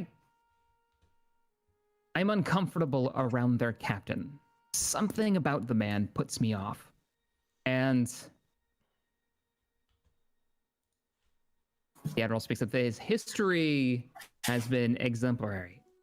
They've supplied the rebellion with resources, credits. They have moved gear and equipment, refugees. And who is it? Is it somebody we should know? The Admiral turns toward the large window and points out and forward. And he points toward a elongated ship. You can see its twin engines in front. It's quite small compared to the rest of the fleet. And you immediately recognize it as an Imperial ship. There's a variety of these vessels. They've been around for ages. And you all would recognize it as a Gazanti freighter with that gray and dark kind of metallic scheme of an Imperial Gazanti. Its single blaster, twin blaster cannon on the top seems to be pointing straight up for some reason. And it looks like it might be a little worse for wear, but that's who he points towards. The Mystic. Mythic, excuse me, the Mythic. And so she speaks. I haven't met the captain firsthand, but his record and the record of his crew speaks for itself.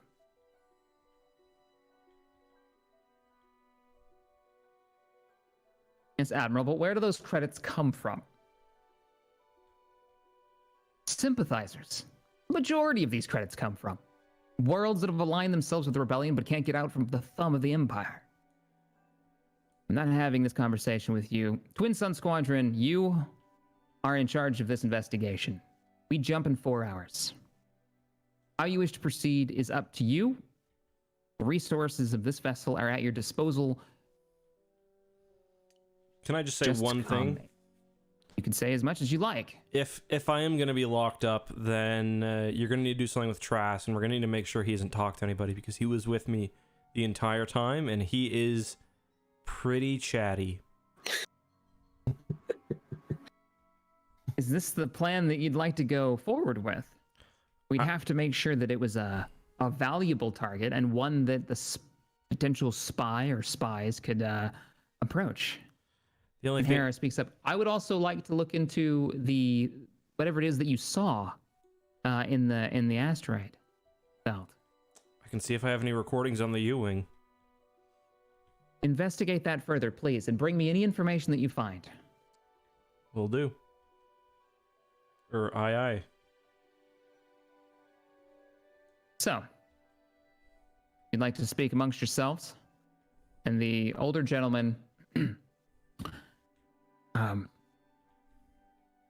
we may want to let them work in peace, and whatever their plan is, they're the only ones here that can move around the fleet freely without being questioned too much. Well, the Admiral, yeah, well, only works if they spread the rumor that one of them is a spy and a traitor. In which case, movement's going to be a little more difficult.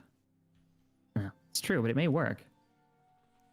What about that missing? Admiral, what is the cover for us being able to move so freely?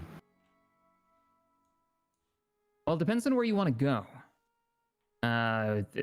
With a squadron like this, under some kind of investigation, them only being rumors, we would have to assign you to duties that would be less pleasant as a cover for aborting other ships in the fleet or decks aboard the starship.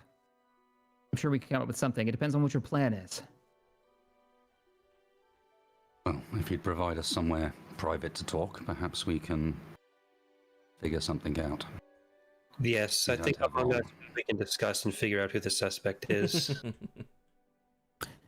The Admiral, well, you're more than welcome to use my ready room. It's through those doors. And he points out towards a single door that just leads off. All right, we'll be here if you need us, or you can head back to the hangar if you like. You're free to move about the ship. I'm going to head back to the hangar and see if I can pull anything from my ship computer before it gets wiped by one of the dumb techs out there. Or sorry, Admiral, not dumb, but they don't know her like I do. He glares at you. Sounds like a good idea. The rest of you, if you would mind, with me. Oh, the Ready Room does have full access to our ship's library, and the ship has a link to the rest of the fleet, or at least some of it. Not all ships have the capability to share data in large volumes, but the Moncal ships do. Good luck. So you guys are splitting up. So Saren, you're heading toward the hangar, or you're heading toward the ready room, right? Yep. Okay. And Zachary, you're heading towards the Hangar U-wing. Bay. Yep. U-wing to check out your sensor logs. Yep. What's the rest of the party doing? I'm following Saren. Same. Okay. You guys are heading to the ready room. Gotcha. All right. It's a short little walk. Door opens. As you make your way inside, you just see a single desk. You see a beautiful painting of a kind of green and bluish world. You see a number of personal effects on the desk, one of them being a picture of the Admiral and his son, a young, light green-skinned Rhodian, maybe about 10 or 11 years old. You definitely see the facial features of what you recognize as a very young mechanic that you have met. He's got a world's best dad coffee cup sitting on the desk. Worlds. Worlds with an S, as in all of them. But you do see also a data terminal inside. So, since you guys only had to go a short distance, you've walked into the ready room. What do you do? All right, come on, let's get that over with. Do you really want to go with this honeypot plan? Apparently not anymore, since Zachary is now walking around unescorted through the ship. Zachary, as you leave, you have an immediate 2-man escort. Okay. They are keeping up appearances that you may be under investigation until told otherwise. And these guys don't know better, so, as you can tell. All right. Let's figure this out. What leads do we have? We have the disappearing ships that haven't arrived at the jump coordinates. We have the new Imperial ship defector that's supposedly also clean, but where did the credits come from? And how do you just show up being so helpful? And then finally, we've got the U-wing data, and then maybe something in the library. I can't imagine what we get from there outside of maybe some information on those missing ships. What they are, what classes, who captained them. Any thoughts? Someone coming in with that many credits might have some sort of relationship with the quartermasters on various vessels. See if they have any kind of information between them all that might give some indication of maybe casual conversation that may have given away information on where the credits came from, if there is suspicion there.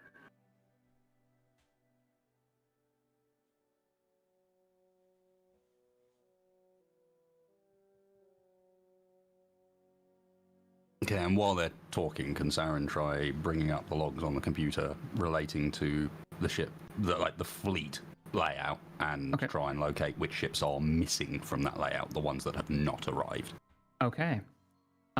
So go ahead and roll for me a what skill are you thinking of? What angle are you coming at this? I'll let you choose the skill that you're going to be using. It's from an analytical approach, so yeah, just looking up literally the fleet manifest for each jump and trying to locate which ships are missing in the next jump coordinate, next jump calculations, and then having found out who those ships are, bring up just the details of those ships. So this would be general, just going to be working through a bunch of general data. So probably a computer's check. I would even allow an education check, as we normally use that as kind of like an investigation skill, investigating and trying to put together pieces.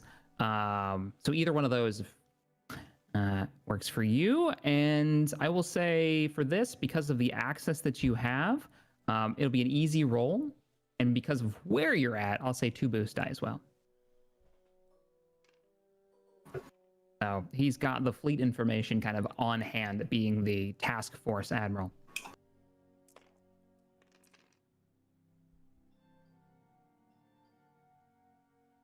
a success and a threat.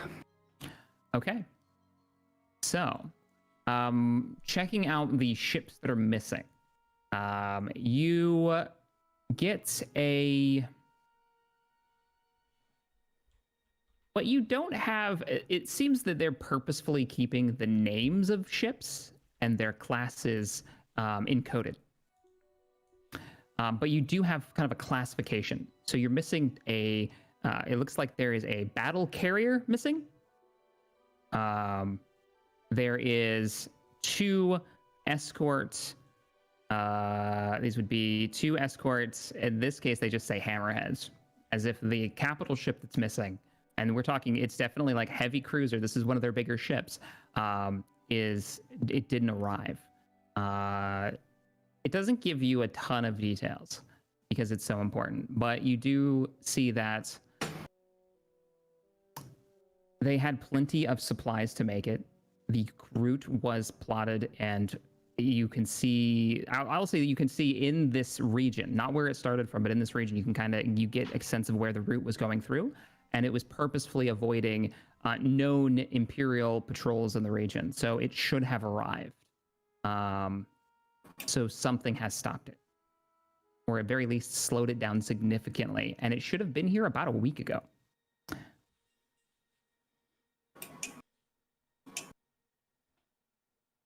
Well, for the most part, this looks to be a dead end, short of, hey, there's some ships missing.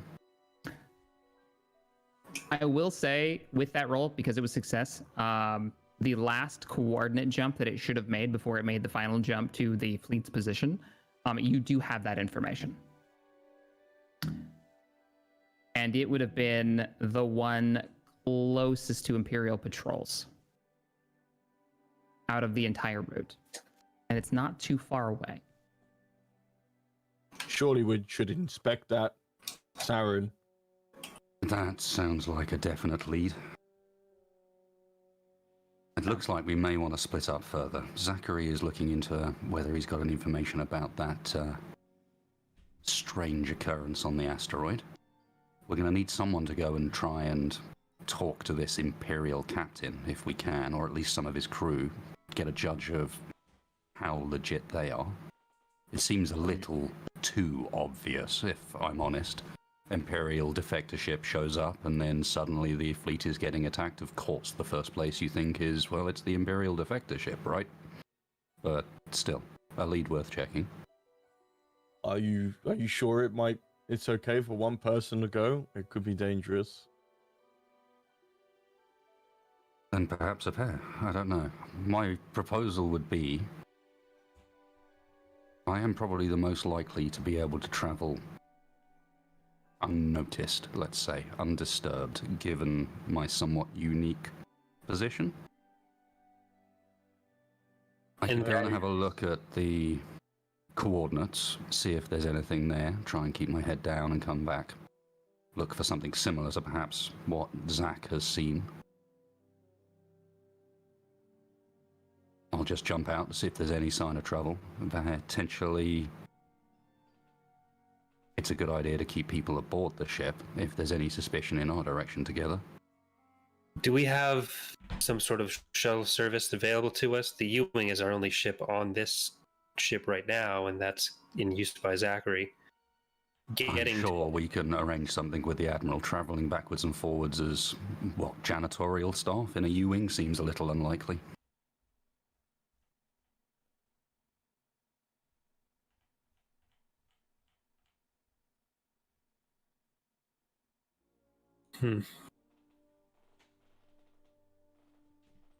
If we could somehow make ourselves a target, that could be useful. All that trash talk over the comms to the endless judgment. And you want to do that with just one person in one X-Wing? Well, you know the ship I fly. My thinking is I have a little bit more option to not fight, if necessary. Well, what would you like us to do while you're performing your little stealth mission, Saren? Check out this Imperial ship, this defector. Get aboard, talk to his crew. I doubt we'll have word with the captain. He's unlikely to want to speak to janitorial visitors, but we're likely to get more from his crew anyway, especially if you use those womanly wiles of yours. That's my forte. 70% of the time, it works every time. Dude.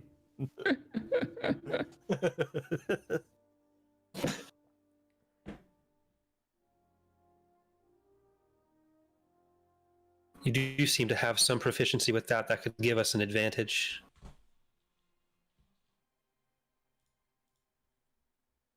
Well, what are we waiting for? We might as well get this right into action, boys. Should we all just go together for this first Let's go interrogate? speak with Zachary before we do anything else. Inform him of the plan and see if there's anything we can glean from what he's found on the U-wing. Nothing else. If I'm to dart out to this location, it would be good to know if there's something to look out for. Speaking of which, Zachary, let's change the perspective over to the hangar bay. As you have arrived to your U-wing, it's a busy hangar, but you've managed to pull yourself into the U-wing, head over to the cockpit, and bring up your computer system and look at your sensors. So what are you looking for? And let's figure out what your role is going to be. First of all, I don't know if you'll allow this, but I've got I bought a manual for my U-wing. It's a workshop manual. It's meant mostly for repairs, but it seems like it says it covers basically it's a must-have, and it covers pretty much the entire ship system, so that downgrades the difficulty of any check. It says for repair or maintenance, but I'm gonna ask if this is similar enough. Because you haven't used it, I will allow. Depends on what you're trying to do exactly. So you're looking into your sensor logs to see something, or what are your goals here? So I'm gonna go back into my sensor logs, and maybe I'm not sure if the U-wing has some sort of visual recorder. And basically, I hadn't got a chance to, but I'm just reviewing all the data that I collected after I destroyed the asteroid. Yeah. Okay. And I'll be using. So I'd like to use my computer skill for that if possible. Computer skill to go over the data. All right, definitely. Now you did try a scan initially, and it failed when you first rolled over to it. So in this case, it's going to be much harder to go back through the data and compile something that makes sense. You can definitely try though, and I will allow you to use the manual in this role. It's a little outside of the realm of it, but it's kind of cool idea. I like the idea that you're like using the manual for the sensors to figure this out. There's some data, some metadata in there or something that I'm looking for. Okay. So go ahead and this is gonna be, you're gonna have to roll a 2 purple and a red roll, the red being the upgrade to having already failed this roll. And you're digging into the system. You're using this manual, and you're actually digging into the system and trying to like recalibrate your data system and part of the whatever data you've got left in like the scanners system. And you're in there kind of splicing wires at this point, following the manual, trying to get the resolution higher, following the manual. So there is a chance you could screw something up in here as you're working on the system. So that's what that red's going to represent. What if I say enhance, like the people do on CSI? And you can say it all day long. I will not give you a boost for it, though. Oh, I wish Trass were in here to help me with this. All right. Enhance. There it is. 2 successes and a threat. 2 successes and a threat. All right. The scanner computer comes to life, and at first it's just fuzz. And there's just nothing really there, and then you kind of smack it a few times, and you dial it in a little bit more, keep saying enhance, and eventually somehow it comes to an alignment, and you get about 4 good frames. The first one is light from a blaster shining off something metal. The second frame is that same blast chunking rocks, and you can see the silhouette of something metal with almost like a dagger-like bottom to it. Not a lot of detail. The third frame, the rocks fly past, and you get one shot of just the top half of something no bigger than about a quarter the size of an A-wing. Rounded top, and a small antenna sticking out the top. Can I do an intelligence check on this? See if I know what it is? On the last frame, you see a rock hitting it and breaking it in half, and it rolls the top of it over. And so that's the angle you have. It broke it in half, sparks a little bit of an explosion, which you gather was probably an explosion that you saw with the naked eye. But you can see the top of it now. And there's a little bit of this pinkish red color painted onto it. It's blurred though, and you can't see the details. You definitely see like a red or a pink on the top. So what would you like to do? Well, this is mechanical. It's some sort. So I guess my options would be either a computer check, because it is a computer, I guess, or maybe a warfare check, or even an underworld check. Well, actually, Yeah, underworld's roll maybe for not me. appropriate. For this, I'll tell you what you can roll if you Okay. want to. You're Yeah. trying to identify it, right? Yes. So I would say in this case, it's going to be a I've got core mechanics worlds as well. check. Core worlds. Yeah, it's going to be a core worlds check. Okay. It's going to be a hard difficulty with 2 setbacks because the image is awfully blurry. You can barely make it out. Hard you is can almost- 2 red, right? Hard is no. Hard is 3 purples. Okay, 3 purples. And then I'll tell you like it's hard. It's either a simple where there's no dice, and easy where there's 1 purple. Average is 2 purple. Hard is 3 purple. And then I'll tell you if there's upgrades, Right. which is when we turn them into reds. Gotcha. Okay, so So 3 hard with 2 setbacks. yeah, with 2 setbacks because you're dealing with some really blurry imagery. It's hard to get the details out of it. Are the soldiers still in here with me? They've waited outside. Ah, damn it. Okay. They're out. I mean, you're in a U-wing. You can literally like look around Can the corner I and can I see yell outside. and ask if I can, like, just to get their eyes on it, and friendly eyes?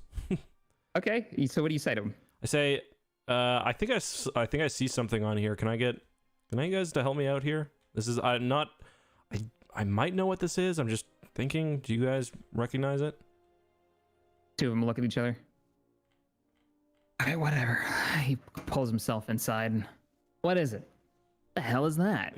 That's what I was thinking. I feel like maybe I've seen it before. I'll give you a boost die for an assist. Okay. Sure. Why not? I failed. Or no, I passed actually. No, you passed Yeah, it. passed You it. passed it. He passed it. Because it was the boost die, so maybe he looks over and recognizes it when I don't. As glancing at it, and this was a core check for you, right? So Mhm. you do recognize this. You recognize this from, and you can tie this into your backstory however you like, Mhm. on why you would recognize this. But Mm. yeah, you've seen this before. It's a relay of some kind, and you immediately recognize the red. And as you glance at it closer, this is an old relay. This is some kind of relay probe or communications relay. It's a data relay of some kind. And the red, this is Republic. This is old tech. This is pre-Empire. I mean, that's super old, obviously, but it's older. You don't recognize the model, but you've seen variants. And the red, it's definitely Republic Navy of some kind. I think at this point, I want to calm the rest of my squad and see if they're on their way and meet up with them basically to discuss what I've discovered. Okay. So you... Oh, that reminds me. Hang on a second. I can't not use this because a community member made it and it's amazing. Oh, I don't have it.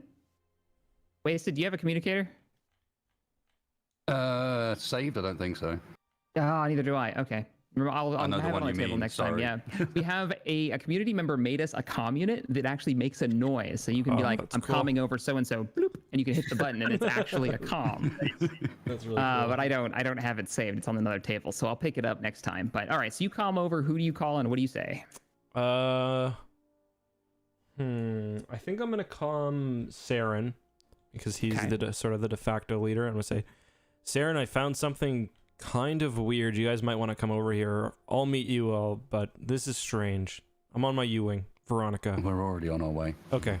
Glad to hear you found something. Okay, it's a few moments. It takes a little while. It's such a large ship, but they eventually make their way down and approach the U-wing with you sitting in the cockpit. And as they all make their way inside, past the doors.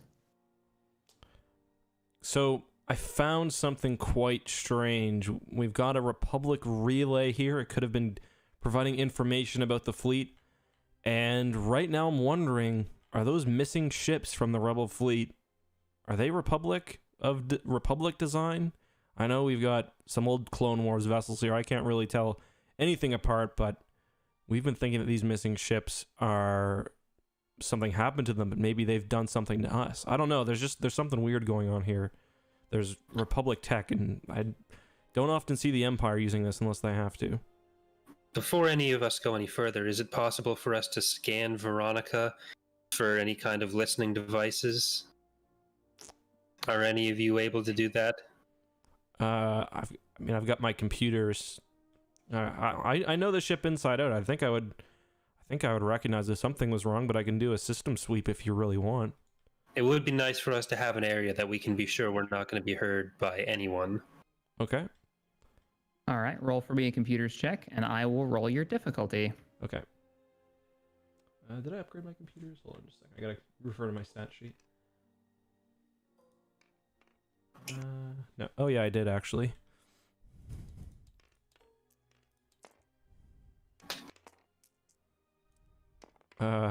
Two successes, 2 advantage. Okay, you run a internal scan, sending the ship's sensors kind of inward, and you don't notice anything out of the ordinary. Okay. Well, in either case, I got some pretty sweet music we can turn on, but I don't know how anything would have happened to Veronica, but I'm understanding your caution, however. Perhaps if we were to go on a little journey, I need to fetch my ship anyway. sure. Be a lot easier to make sure we weren't heard if we were, say, out in space with the power off. Works for me. That does seem like a good idea. We're all going together. I mean, Unless someone needs to stay here. I think No, it would be- just confirming. At least for now. Let's discuss plans with Zach, and by the sounds of things, we're going to be needing to go to other ships in the fleet anyway. yep. Ooh, before you guys go any further here, let me get a warfare check from anybody who was inside the Admiral's office at a hard difficulty. Okay. That was. I think we all were, weren't we? Not Oh no, everybody, sorry, you the weren't. office. Right, gotcha. Sorry. In the ready room. What am I rolling? Sorry. Warfare check at a hard difficulty. Oof. 2 success, 1 threat.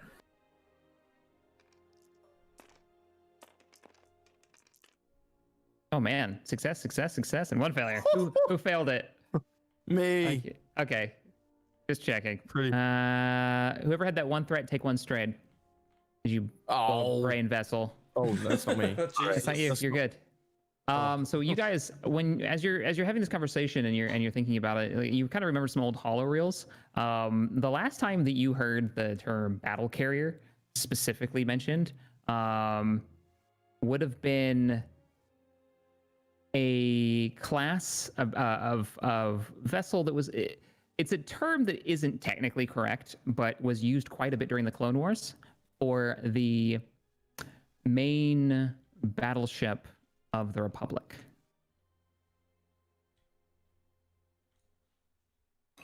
Zach, did you say to us that it was the Republic thing already? Yep.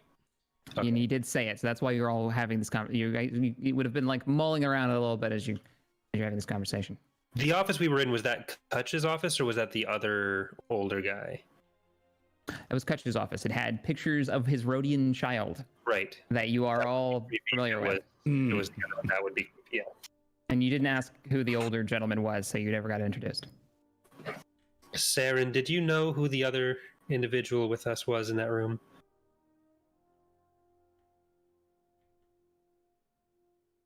I check. Roll a core rolls check. Easy difficulty, 1 purple. You specifically roll that. You might know.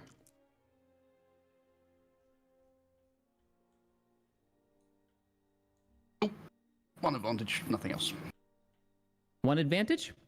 You know, with the advantage, something to do with politics. You don't know exactly. Some scumbag politician, I think. Vague memories, but yeah, not sure. So you say this beacon is Republic? And we've got a missing Republic ship that never called for help or anything, at least that we know of. Do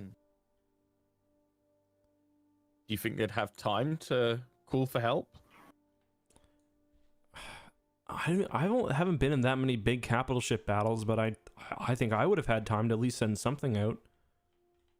An old Republic relay in this sector would explain completely how they found the fleet, but it would not explain how these cruisers have not arrived.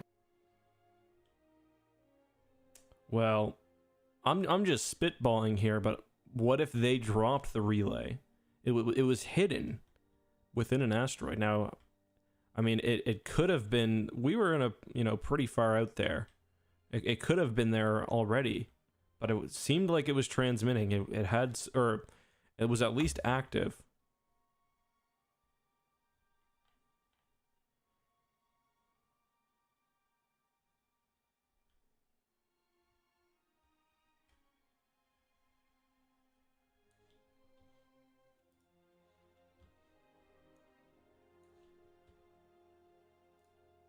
No, the information is solid, but I'm not sure it gives us a clear path to act on.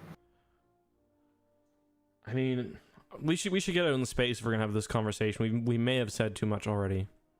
Yes. All right, so I'm gonna start booting up the U-wing systems. Okay.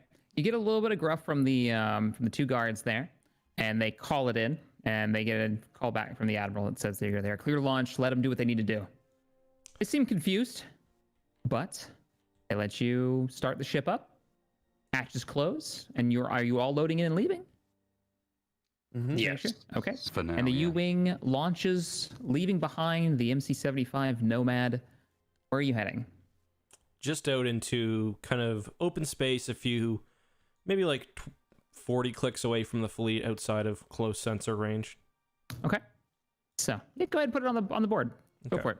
If you put your mouse over it, once you put it down on the ground, hit 2, and you'll put it in flight mode, because that's a thing I did for the models. Cool. Oh, There you go. Sometimes it'll go a little cattywampus, but all right. So you guys are all loaded up into the U-wing and moving away from the fleet, kind of burning away.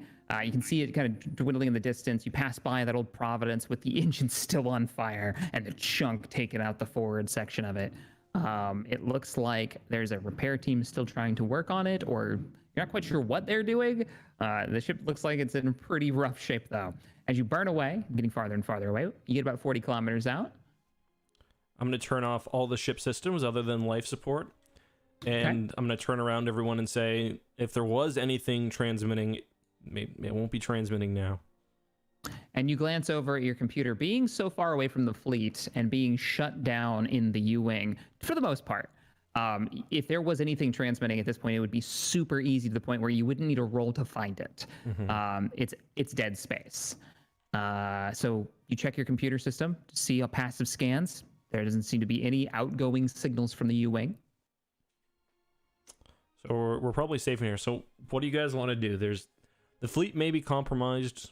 I don't know if you guys learned anything while I was back in Veronica, but there's something going on here. There's a missing ships. I just don't even know what to do. We've only got 4 hours before the fleet jumps. So either way, we're going to need to get rendezvous points. I don't know if the fleet's going to be happy to give that to us.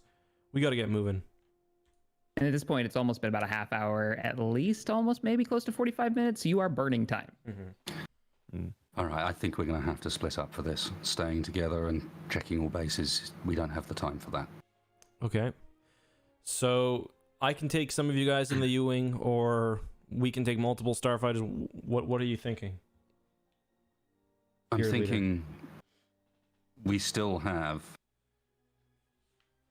potential. I I wonder. We've got potential in the library systems to try and find information about this relay network. You never know, there might be some old Republic data in there still. I'd like to know a little bit more about... I mean, we're not quite going to be able to search for it, I don't think, not in the time we have. A little bit more about potentially this network and how far it spreads. The relay itself was gone as well. It was completely destroyed, which I remember from my role. And based on the size of what you'd seen, you did get an idea of scale. This would be a very low power. This wouldn't be very strong. It's very small. I guess about half the size of an A-wing at most, if not even smaller than that. Like a big torpedo at that size. So, you know, its capabilities would be limited of whatever its job actually is. You're not sure. Short range relay, in other words, probably. Okay, so we want someone doing research. That's one person. How do you figure we split the rest of us? Do we want to look for the ships? Do we want to try to speak to the captain of the Mythic? I'd like to... with the Mythic, I'd rather we avoided the captain completely. He seems to be the most suspicious one aboard. But if we can get aboard that ship and maybe sit in a role as a mechanic or a janitor, get access to actually look around... I do like that maybe we'd idea. find information about where exactly these supplies and this money has been coming from. Chance to talk to the crew in a way that I do also is a little bit know off the books. we do know a mechanic too who might be able to help us get into cover. If you need me to do the talking, that's what I'll do. I'm not very good with computers. Okay. What about the rest of us? So we've got somebody doing research.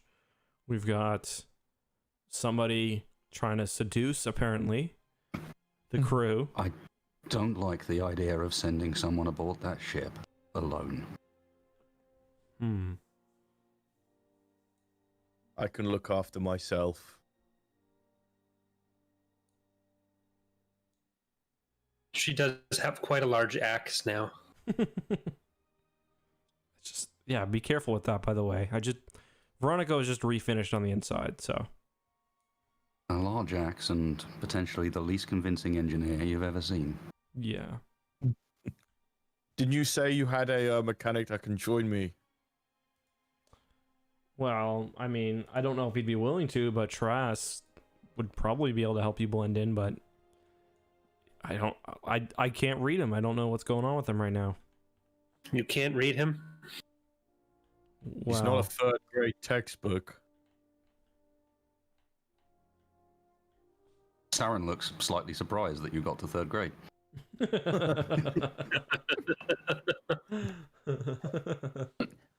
Are we still role playing here? Or are you just being horrible? I said Saren.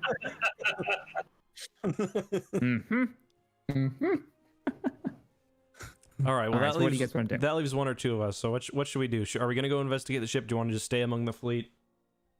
All of us among the I fleet? think investigating the ship is going to be risky, but a good idea. It's the most likely chance of solid information. Okay. Let me be the janitor. I could pull off janitor pretty well. I've got the, if you guys want me to go check out the fleet, I've got the astrogation skills. I've been tracking ships for a long time. Zachary, what if you and I were to go to the library and research? The other two can handle investigations on the other ship, if that's what Nadiri wants to do alone, or if there's something else that Saren wants to accomplish. Yeah, sure. All right, so I think... In my opinion, we have three leads. We have that Imperial ship. It sounds like Neytiri is confident alone. I'm less confident myself, but so be it. We have the research to see if we can find more about this relay, and we have to check out that fleet. If Neytiri is to do one, the research is probably the safest task of the lot. Visit the Admiral and use his data pad. Mm-hmm. So perhaps a second to go out and check the fleet, be sure that we're not caught out. Yeah, so let's just head back towards the we're probably going to need to get some more starfighters anyway. So should we head back towards the Free Star? Now that we seem to be fairly clear of bugs. Well, Saren could check in his tie and be safe, relatively safe out here alone. I wouldn't be able to get away quickly with the Y-Wing. Yeah. Especially if something falls on it again. You're right. I'm not exactly burning fumes in old Veronica either, so that might be a good scouting mission for you, Saren, if you'll take it. I'll take it. Either way, we're burning time. Let's head in the direction of the Free Star while we make our final plans. Okay. All right, so you guys are heading course toward the Free Star, which is picked up the rear of the fleet. Easy I enough for you assume to that's drive. still where our fighters are docked. It is.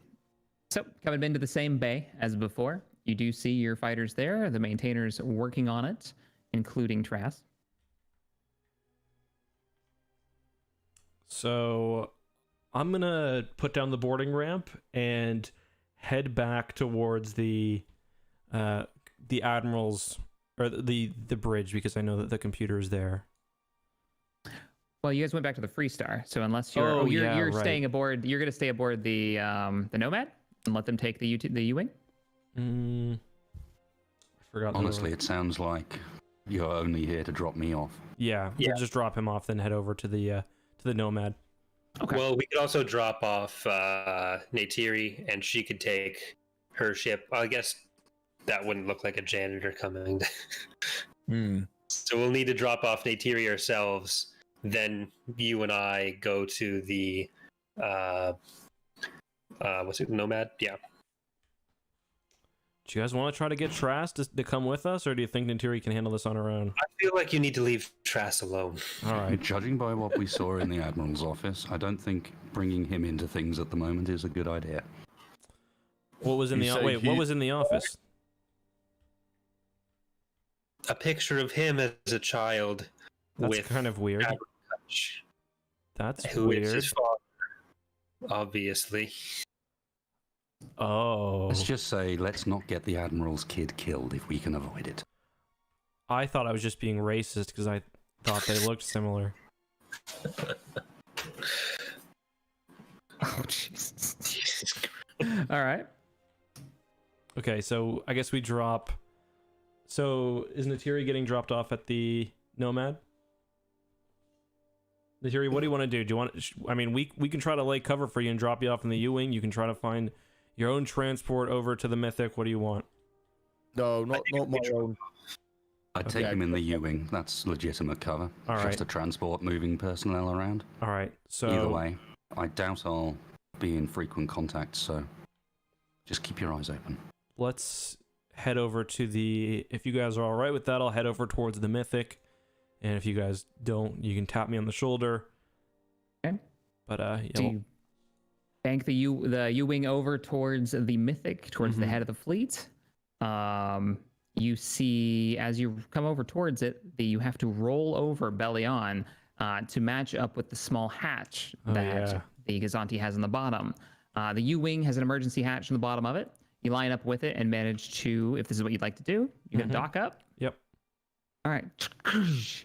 You dock. You can hear the impact of metal and then as the space in between fills with air.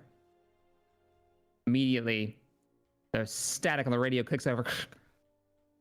What the hell are you doing? Attaching to my ship. We were asked to drop off an engineer from the Free Star. Heard that you guys could use some from the Admiral. I think this is a poor lie. An engineer? Roll a deception check. Okay. Let me just open He's got this kind of he like elongates his words, and he definitely gives you the vibe of a core worlder. Am I doing a? Are you rolling the? I am rolling his. Actually, let me just pull it up for you, and I'll let you roll it, so Okay. you'll know. Okay. Let me just find him real quick. Deception. I look is over to discipline? Neytiri and say, knowing you, I should have probably said janitor. Yeah. Well, I mean, that's what I was assuming I was gonna be. No. I She's cracked. already holding her broom. 2 purple roll is your difficulty. Okay. And you do have, just a heads up, you guys do have your destiny point pool. Don't forget about that. I know it's easy to forget about. Mm-hmm. So if you want to upgrade your skill rolls, that's a thing you can do. But I think I'll just So. roll this one probably. okay. Okay. 2 successes, 2 threats. I wasn't told anything about any kind of engineer. It came from on high. We were just at the Nomad, Admiral sent him. just rearranging assets, and it's a her. She's a her. Oh. Well done. She's very beautiful. You don't say. Mm-hmm. All right, we'll I open the roll my hatch eyes. now. Go ahead and take, I will say, actually, no. With that 2 threat, he's a bit more suspicious. Any other lies, deceits, conversation rolls against this character will have a automatic setback due to the threat rolled there with your lie. He doesn't completely believe you, but it's enough to get the foot in the door. Okay. So there's a level of suspicion. So please try to remind me if I forget. Yeah. I should be able to remember though. Do we know the person's name? Is it the captain? You're on the comms with him if you'd like to ask. Are you? Can I ask who I'm speaking to? Is this the captain, or is this a? I don't know what the term would be. I'm the commander of this vessel. Okay. Well, we'll see you in a second, or at least she'll see you. Right. My name is Flea. Flea Mevik. Captain Mevik will be fine. I do hope Captain Mevik will be fine, and if you are not and require medical assistance, I may be able to attend to you. I just give him a nudge away from the comm. We're fine here. Thank you. You're welcome. Mythic out. And clicks off the comms. You guys hear as the hatch is opened inside the Mythic, and there are 2 individuals that you all see. So the hatch is actually in the floor, and you guys have locked onto the belly of the ship. So there's this weird moment as you're trying to switch ships, you're changing gravity. As you're walking around the bottom of the U-Wing, as you switch over to the Gazanti, the gravity flips, because you're going to be on their gravity plating in a second. But as the hatch opens up, you see 2 humans. You see a human, a little twitchy as he stands and looks down, and he's kind of his head moves around a little fast, little tiny movements. He's a little gaunt. His face is a bit sunken. He's got a kind of a yellowish skin tint to him. He's human. On his hip, he's got what looks like some kind of metal club apparatus, and a small pistol on his other hip. He's got a rounded helmet, and he's got a little bit of a 5 o'clock shadow to him. These are not Imperial uniforms that he's wearing. He's got a vest on. Everything looks a little bit ratty. Get a sense that if these guys were in the Empire, or if this guy was, it's been a while, and he's definitely changed out of the crew clothing that you would normally see aboard an Imperial ship. But he looks down, and he's a little twitchy. He's, Let me help you up here. I didn't realize we were getting new crew in. My name's Sam. I'm first officer. Puts a hand out. We're both looking down at each other. Sorry, that was to me. Yeah. Sorry, I was, Yeah. You're the one getting out of the ship, right? You're boarding. Yeah. Sorry, Eck was just talking. I didn't want to interrupt. I put my hand out and I shake it firmly. He pulls you up, and there's this moment of sickening, like on a roller coaster, as you're pulled up into the ship, and that feeling of your stomach turning as the gravity shifts, and you have to kind of climb up onto the deck. We don't really need a mechanic. You don't have to be here. I mean, I'm sure this is just a misunderstanding. We've got plenty of crew already. I hear this and I just start closing the hatch. Hey, wait, what? You just shut it? Yeah. As the air dissipates. Wow, they just dumped you here, didn't they? I look up frowning, a bit frustrated, and I look back down and saying, and sternly say, I'm just following orders. Right. So what's your specialty? Shit. Sorry. Sorry. And as you Oh, look God. around while you're thinking about this, as you have a chance to kind of look around and your stomach settles from that flip, you look around and you see that you're in a cargo bay. It's about 2 stories tall in this section of the ship. Large boxes, crates, barrels all around you. A few more crew members moving around, including a astromech that's completely it looks like black and gray. Definitely looks like an Imperial astromech. As it runs by, it stops, turns for a second, and sees you, and gives off this like long whistle, and then.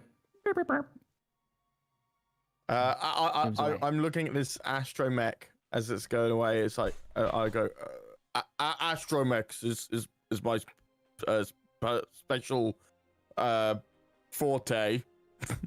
Oh, you're a droid engineer, huh? And you can see he kind of catches himself as he speaks a bit, and all right. I mean, that's surprisingly, yeah, we could actually use yours. Ours has been acting strange for a while. Maybe you can figure out what's wrong with him. Yeah, why don't you do? Hey, C4, get in here. And it comes back. It rolls up towards you. Listen, new crew member's gonna take a look at you. What's your name? Neytiri, you? Hey, Terry, Sam. You need anything? Talk to somebody else. I'm gonna go talk to the captain. You're probably not gonna be on board ship long, so don't get too comfortable. It's whatever. And he kind of waves you off, and the droid is looking at you now, and he walks away. It looks like he's heading towards what looks like another little hallway that leads out of the cargo bay and turns around a corner, and you can hear steps leading upwards. Can I do a perception check? Sure. What would you like to look for? I want to take a full look at my surroundings and ideally how far the travel was to where the Sam was moving up to. How far away where he went? You lost sight of him as he turned a corner. So in ranges in this game, it'd be about short range, but it'd only be maybe 15 feet. Not very far at all. He went around the corner and he started going up. So you hear the footsteps and they get quieter and quieter as it sounds like he's reached the second deck. Whatever is up there. And with your mechanicals, what's your mechanical skills? Pretty low, right? So yeah, horrendous. Yeah. Yeah, so you wouldn't really know the layout of this vessel. It's just by its size, it's probably got maybe 3 or 4 floors to it. You're not really sure. But there is some more rustling around in the cargo bay. There seems to be other individuals in here working. And then the astromech directly in front of you. You don't immediately see them. You do see just lots of crates, big boxes. This place is packed. They're moving cargo. Am I able to still comm back to the other group? You've got comms. So you could still do it now, yes, until they leave. Unless you've got long range comms. That's your communicator. Oh, an inventory. What communicator do you have? What did you buy when you started the campaign? I have no communicator. You cannot call anyone ever. You should. I think you bought one, Charlie. Check equipment. It was one of the things that I recommended you guys started the campaign with, so I'll allow a Destiny point for that. Stim pack, tool belt, disguise kit, backpack. Yeah, you didn't pick up a comm, so remember that. You do not have a comm unit. Disguise pack, that's interesting. So, what would you like to do? The only communications that you would have access to is whatever comms the ship has.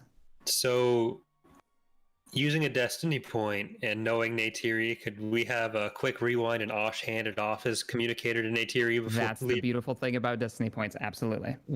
Especially if it's a low value item. I will say that you have a comm unit on you, and you would still be able to talk to the rest of the crew because they haven't really left yet. They've just closed the hatch and gotten that far away. I wanna comm in and and say, ooh, I'm debating on if how bad is my computers? Okay, I'm gonna come in and say, I have access to the droid. Is there anything specific you want me to do in terms of extracting information with the droid? We could requisition the droid. How close is it to the hatch? I mean, the droid could. You guys are like right at the hatch. I mean, he's The- at the the hatch. droid You could guys slip have and sealed the fall hatch into- already, but you haven't launched yet. Natiri, can you look around? Is there anyone nearby? We could slip that droid in here pretty quickly, but I don't know if that's a good idea because that's really gonna. Okay, let's do it. You're sneaky. Okay. Oh God. all right. So I'm gonna open the hatch back up. Facilities are on the Nomad, so if the droid really needs attention, then we could simply say that it required That's exactly. available on the Gozanti. You're the specialist in this area. Yep. It has a virus, Access by the Admiral. and we're just You shipping get it back. a That's all. series of beeps from the droid who is standing next to you while you do this, who can speak basic because he's an astromech. And the beeps go from curious, low, to the sounds of kidnapping, which he starts going, "Doot, doot, doot, My favorite doot, Simon and Garfunkel song.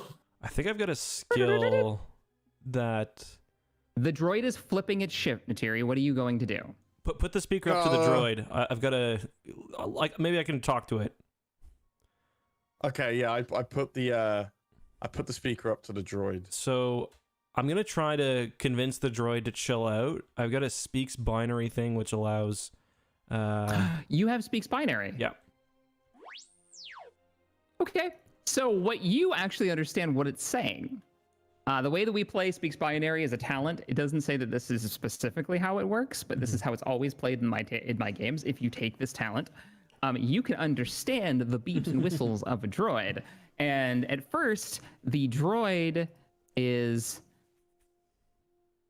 comes up to you, and you hear him hearing the conversation, and you hear little bits of intriguing. Interesting. I wonder what kind of place that you come from. It seems very curious. Who are you? I don't know your species. It kind of has been asking you questions this whole time. Wait, kidnap? Take me? Take me where? Requisition? Are you even rebels? Who are you? I won't stand for this. I am the finest mind on this ship. Okay, so. And this is what you hear. He's got the speaker up next to the. Can I communicate back with him? Yeah, absolutely. He can speak basic. All right, so. Oh yeah, he can speak hear basic, ba- right? He can understand Hear it, yeah. basic, but he can't speak it. Yeah. So he's got the communicator up to the droid, and I'm saying, listen, relax. Everything's gonna be all right. It's Don't just tell me to relax, ruffian. there's some. I'm the finest detective astromech to ever exist. I don't know if you've been checking fleet logs, but have you noticed we've got a old Clone Wars era vessel back there, half destroyed, and we're missing 3 big ships? We're trying to get to the Missing? bottom of that. Missing. They're gone. An entire ship missing. Multiple entire ships with all of your droid friends gone. We're trying to figure out what's going on. Fine mystery indeed. Indeed. Point me to the evidence that you have. Well, we're still I'll accumulating. find the culprit. He's a really off droid. Something's wrong with this thing, you think? There's a lot. Do you want to just come aboard? We gotta go. Indeed. We've got to be quiet about this too. So, Take me to the scene. And all you hear, Terry, is whistles and beeps, first of anger and kind of like excitement now. He wobbles back and forth on his 2 little legs. His little third wheel pops out. He runs over towards the hatch and whacks it a few times. Well, get on with it, Brute. Open the door. Oh my goodness. All right, I'm gonna. I'm gonna have to use the computers to open up the hatch on my end, right? It's a mechanical hatch. Just So gotta right twist now it. it's been vented. It's just got 3 buttons and a large like a large submarine hatch almost. This is something that they don't use often, it seems, except for these kind of direct transfers. So do you want to open the hatch? Yes. Okay, No, easy wait. enough. Oh, Yeah. Sorry. Okay, so easy enough for you to do. You. Sorry. Go on. Sorry. No, you're fine. What do you want to do? I can open up the hatch all safely, right? Like it's not gonna mess up. We're still connected. I would have warned you, but in this case, it's a simple setup. It has been vented already, but because it's a very simple lock, it's kind of, you're spacefaring. You understand some of the basics. You tap a couple of keys, get the green light letting you know that it's got its O2 back, and open it back up. Bang on the other side of the door, ding, ding, ding, which is actually the hull of the U-wing, and you guys are able to open up on your end. And the astromech runs forward and drops down as soon as the door is open. I would like it would be Please, Osh. Sakari. Roll for me a coordination check or a strength check. Do you dodge or try to catch him? So who did you say? Sakari. You were the one that was kind of coordinating the opening of the door, so you would have been the one kind of right underneath. Oh man. I'll do I don't know if I want my little buddy to be hurt already. Is it just called strength, the skill? I don't think I've used it before. Is it brawn? Brawn is considered your strength. This will be your physical, just it's an that muscle astromech mass. droid too. Jeez, those things are pretty heavy. And he's just dived right in. I'm gonna try to dodge that. Okay. Roll for me a let me think of the skill real quick. It's coordination. Yeah, coordination for sure. Okay. So coordination. I will say you get a little bit of a brief moment as it drops down and it kind of starts to slow. So go ahead and roll an easy check. Because the gravity's switching, right? It's switching, yeah. So he's falling and suddenly he's falling the other direction. Would Osh be able to try to catch him if Zachary's trying to get out of the way? He dives out of the way. Sure, if you'd like to. Roll a athletics or brawn check. I got 2 advantages, so maybe I yell to Osh, like, can you get under this thing? Okay. You scream that as you dive out of the way as this astromech is tumbling towards you straight down. And maybe that assists him first. with my 2 advantages. Sure. That would give you, I'll say you can get I'll give you an upgrade for 2 advantage on this. Okay. And I'll give you a boost because there's the gravity switch, so it's slowing the astromech down. So take an extra boost if you don't already have one. What was the difficulty? Difficulty on this was easy. Like 4 feet tall. It's a lot of metal though. Astromechs are heavy. No, You're not wrong. Osh. Oh, little. Nope. 0 success, 2 advantage.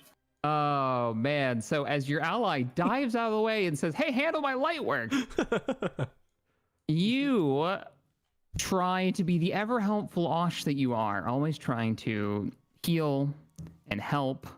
Do me a favor and roll this 1d4 for me to see how much damage an astromech does to the face. 4. Oh. Oh, yeah. 3.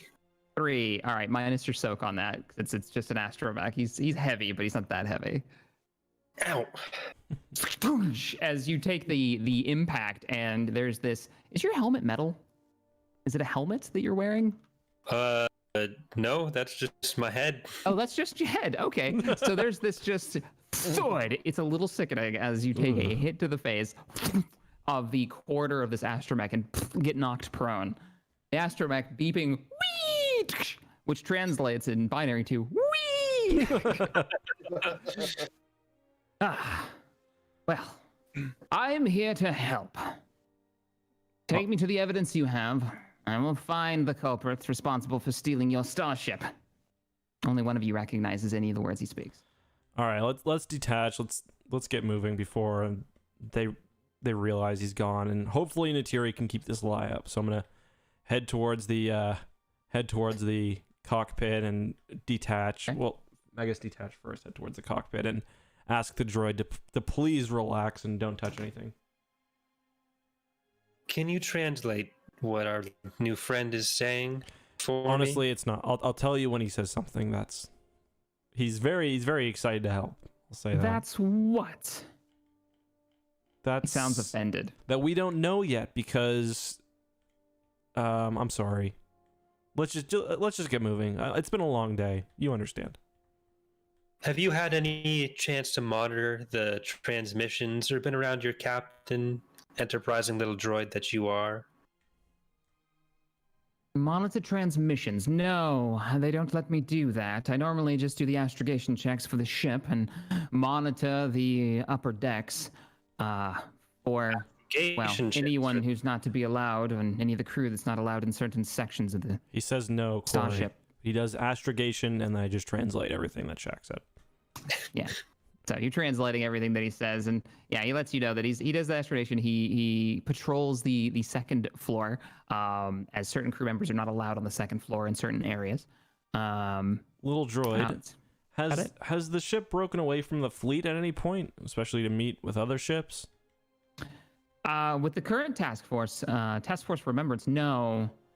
We've arrived and we've been with the fleet ever since. We've been here for about 4.5, 5 days now. Okay. And at any point has the captain hold on, I'm just gonna open my notes. At any point has Captain Mevik asked you to divert from the orders sent from one of the is it the Nomad? Yeah, from the Nomad or the Infinium, or actually I guess I don't know the name of those two ships. Any of the other flagships at this point? Not that I'm aware of, no. Okay. All right. Well, thanks for answering that. And I'm going to continue heading towards the cockpit to get us away from the ship. Natiri, aboard ship, you hear a rustling of cargo boxes moving and a conversation going back and forth as you take around a corner, and immediately you're noticed by a woman in her probably 40s. She's got a tattoo over her left eye running down her neck in the shape of a chain. On her shoulder, which both her shoulders are exposed, she's wearing this cut-off vest. It's about frayed at the ends. Is a large snake that covers the entirety of the shoulder. Her hair is cropped short. She's got kind of a rugged but worn clothing on, and she got a very rugged look to her. Large blaster on one side and a vibro knife is sitting across her chest in a holster. So, who the hell are you? I'm merely here as an extra mechanic being commissioned to come aboard this vessel. I've just arrived here. I've only I've only just arrived. What about you? Who are you? Name's Sypha. The name's Natiri. Natiri. Right. Surprised the captain let you on board. Why'd you say that? He looks a little taken back. Roll a vigilance check. Actually, roll for me a cool check. So this is something that you guys can ask for if you'd like.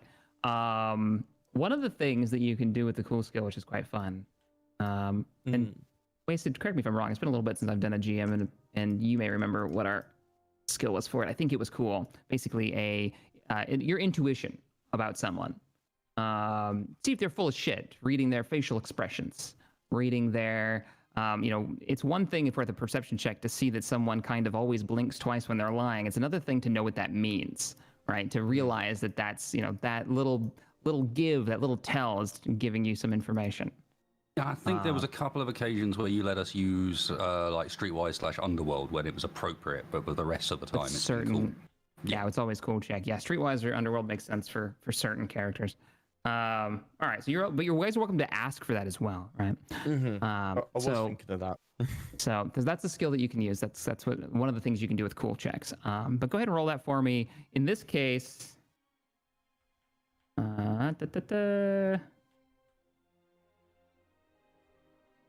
it's always going to be against their discipline skill, which is going to be a 1 purple. Oh. Yeah. She is not very disciplined. Okay, her tells are kind of all out there. Let's see if you can pick them up. Wow, I nearly failed that. Jeez. She seems real, as you ask, why is that? She seems really uncomfortable. Like she's already overstepped her bounds. Like she shouldn't have said anything. Sypha looks and kind of puts her hand through her short hair. New crew. It takes time to break somebody in, and he doesn't like people messing with his ship. Hey, I got work to do. Gotta move these crates. So, right. No, Just stay out of trouble, huh? I understand. It's different being in a team dominated by men. She looks at you. Well, yeah, I'm the only woman on board, but they know I can kick the shit out of every one of these fools. They Same. try anything. She gives you a little bit of a smile. Right. Well, stay out of trouble. Let me get some work done. Can I get a perception check of the people in the current space of the room? Yeah. That I can see. It's a pretty good-sized cargo bay. This is the primary job of this ship. But go ahead and roll perception check. I will say nobody seems to be stopping you, so you can take a little time with this, which means it would be just one purple difficulty. One purple difficulty.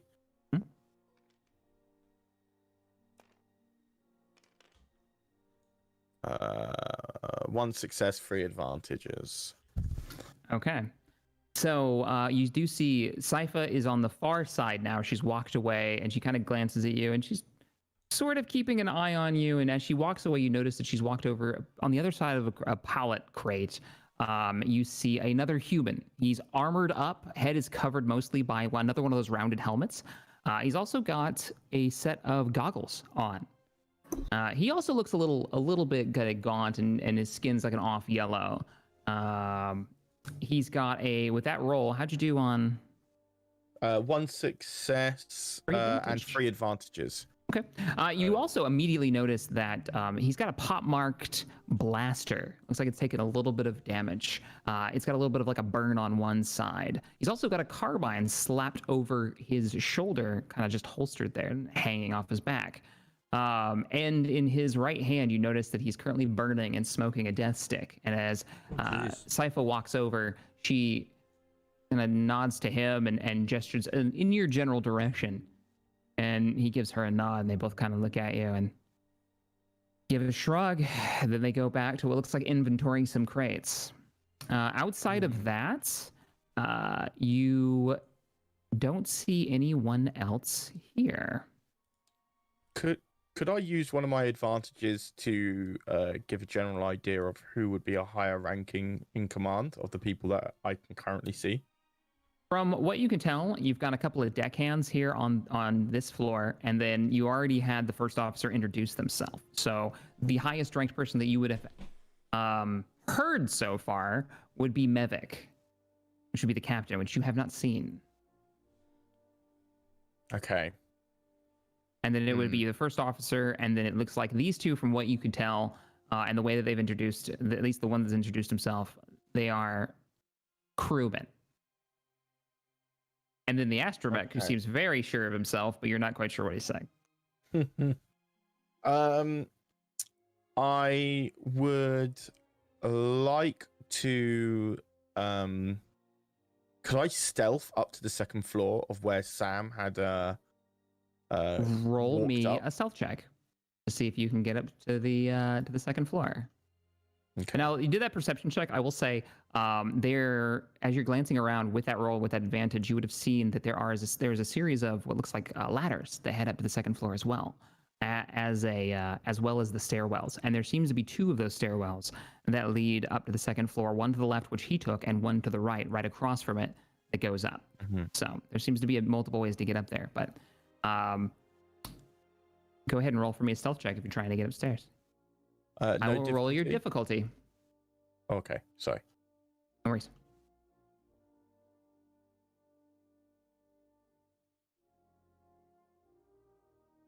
Go ahead and roll when you're ready.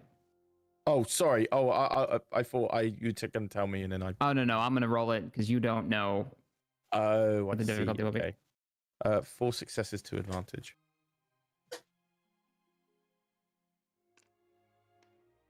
Okay.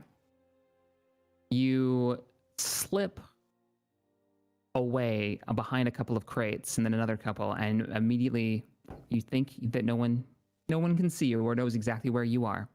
That's not going to last forever. What do you do? So just to clarify, I've slipped away up the ladder. So you've got 2 ladders, you've got 2 routes up. Which one do you want to take? You've broken line of sight, and you know that, eventually somebody's going to ask about you. But at this moment, nobody is paying that much attention. You've managed to break line of sight and disappear. So which route would you like to take? I'd like to take the ladder, if that's okay. Okay. So you make your way. It's the farthest away, but it's also the farthest away from where the other crew members are currently working, and you slip that direction. You hear a series of doors open as you slowly make your way up the ladder quietly. And as you glance back, almost all the way up the ladder, you glance back and look around, and you see this kind of rotund gentleman come through a set of double doors near where those stairwells were. And you immediately think, this has got to be Mevik. Large human, rotund, got a small goatee, this core world accent as he... So now, where's that new mechanic they've dropped off? On his back is a large axe that looks very familiar to you. It's very similar to the one you have. A little bit different in design, but about the same size and the same style. So it might very well be a vibro axe. But you make your way upstairs. And with that, we're going to switch perspectives. So, Saren and the rest of the group, Zakari and Osh, you guys are aboard the U-Wing. What are you doing? I am not aboard the U-Wing anymore. He's on the first. I'm right. on the Freestar, ready to head out to those coordinates. Gotcha. So, go U-Wing. All Can I right. quickly go for a wee? Sure, go for it. We'll catch you up when you get back. You guys need a quick Captain break? Mevik says no. I'll be back. Sweet. All right. So you're launching in your tie, right? That's my plan, although if you want to go with the U-Wing first, that's all good. Mine will be pretty quick, I think. Okay. So let's go to the U-Wing then, before you launch out. So U-Wing, what are you doing? We're heading back, or we're heading to the Nomad now, I believe. All right. Having dropped off your other party members, you head back to the Nomad, and as you arrive, what do you want to do? We're gonna dock, and I'm gonna ask Osh to lead us towards because we're gonna look in the computers for information. So I'm kind of following Osh's lead because I'm not exactly sure where it is. Osh, do you want to lead us towards the? You said we got some research to do. Let's see what we can find about this thing. Are we bringing the droid with us? I don't know. I'm not sure if it's a good idea. The thing's not exactly, very subtle. Droid, Research, can you be subtle? investigation. I am the most subtle. We don't want to arouse suspicion, so maybe we will go retrieve the research and we'll bring back the information we can and have you help us and analyze it. I will stay incognito. No one will know. I am just but a service droid, Droid, and it listen starts to to this. move away without you. Droid, it starts listen. to head towards the hallway. Hey, but what about this ship we've got? Veronica. I can reach it. Can I reach Veronica with my comlink? And what would you like to do with it?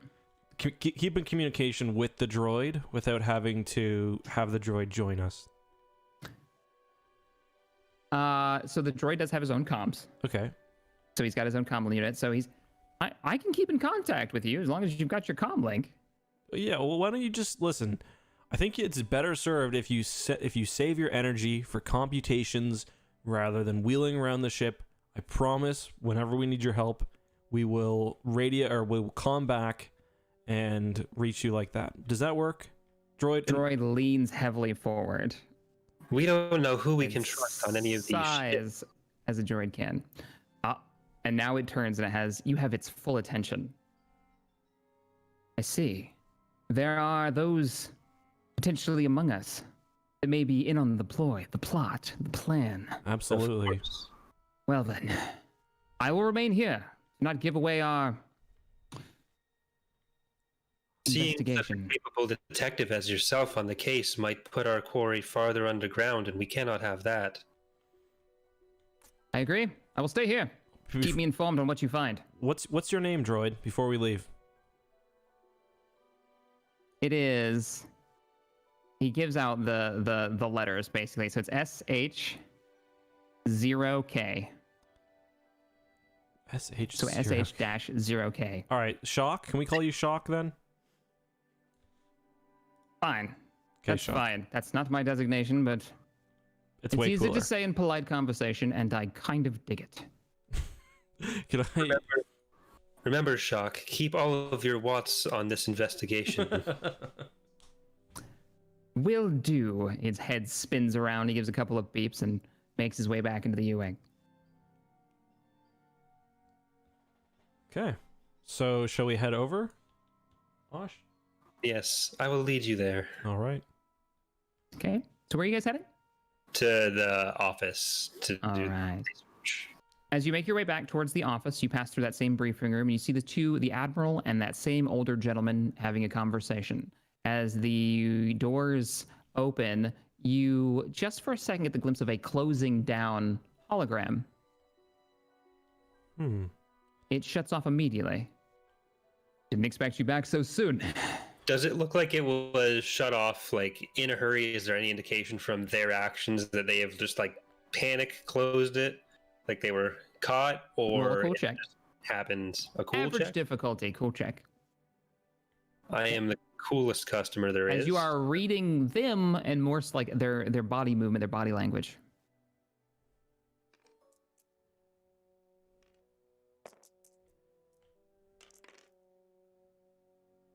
Oh my god! Look at. How would you like to do with that advantage? That is a lot of advantage. Maybe if I can't see their own state of mind when they're closing it, maybe I just got a glimpse of what was in or who or what was in the hologram as it was closing down. Or advantage? Okay. You saw what looked like it was a blank of what looked sort of like a mountaintop, but hollow. A large lake, maybe an ocean? It's hard to tell. The hologram kind of cut off at one point, and a spire. So it was terrain and not a person then. It was indeed. I'm gonna back, by look the at him and just back. kind of motion towards, because I'm just gonna kind of like motion that we should keep going. I believe we didn't quite catch your name, sir, in the previous conversation. With all the rush to find out our current task, I'm directing this at the older guy. Okay. Older guy in the well-cut uniform that you don't quite recognize. Oh, I'm sorry. How rude of me. My name is Taro Shaw. Taro Shaw? Yep, Taro Shaw. You can call me Shaw. It is a pleasure to meet you, sure, Shaw. Pleasure to meet you as well. Can I look to the Admiral and ask, can you tell us anything more about the missing vessels? I've got a hunch and found something a little odd. Well, we tried to keep the makeup of the fleet, as much of a secret as we possibly can. Clone What Wars kind of era? information are you looking for? Yes. Republic? Yes. Did they have beacons on board? Beacons? What kind of beacons? Beacons like drop beacons, information beacons? We keep Well- a number of those aboard most capital ships. I reviewed the footage from my U-wing, and I did manage to spot what looked like an old Republic transmitter, and it seemed to be active right before the attack on the Freestar.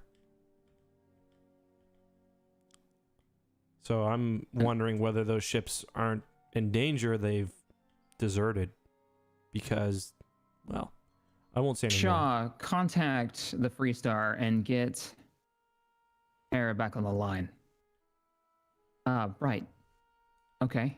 He turns around and taps a few consoles, and the hologram comes on. You can see Hera standing there, and a couple of angry beeps from a droid you can't see in the background. They sound quite rude. Which you can understand them, can't you? Mm-hmm. Yeah, so it's just a variety of This is a family show, so we won't repeat it. Wow, But- what a I can't repeat that in plate company. And you're the only one that understands what it's saying. Well, except for Grimacing. Hera. Hera, we've got some new news. The investigation's already gone someplace. Tell her what you told me.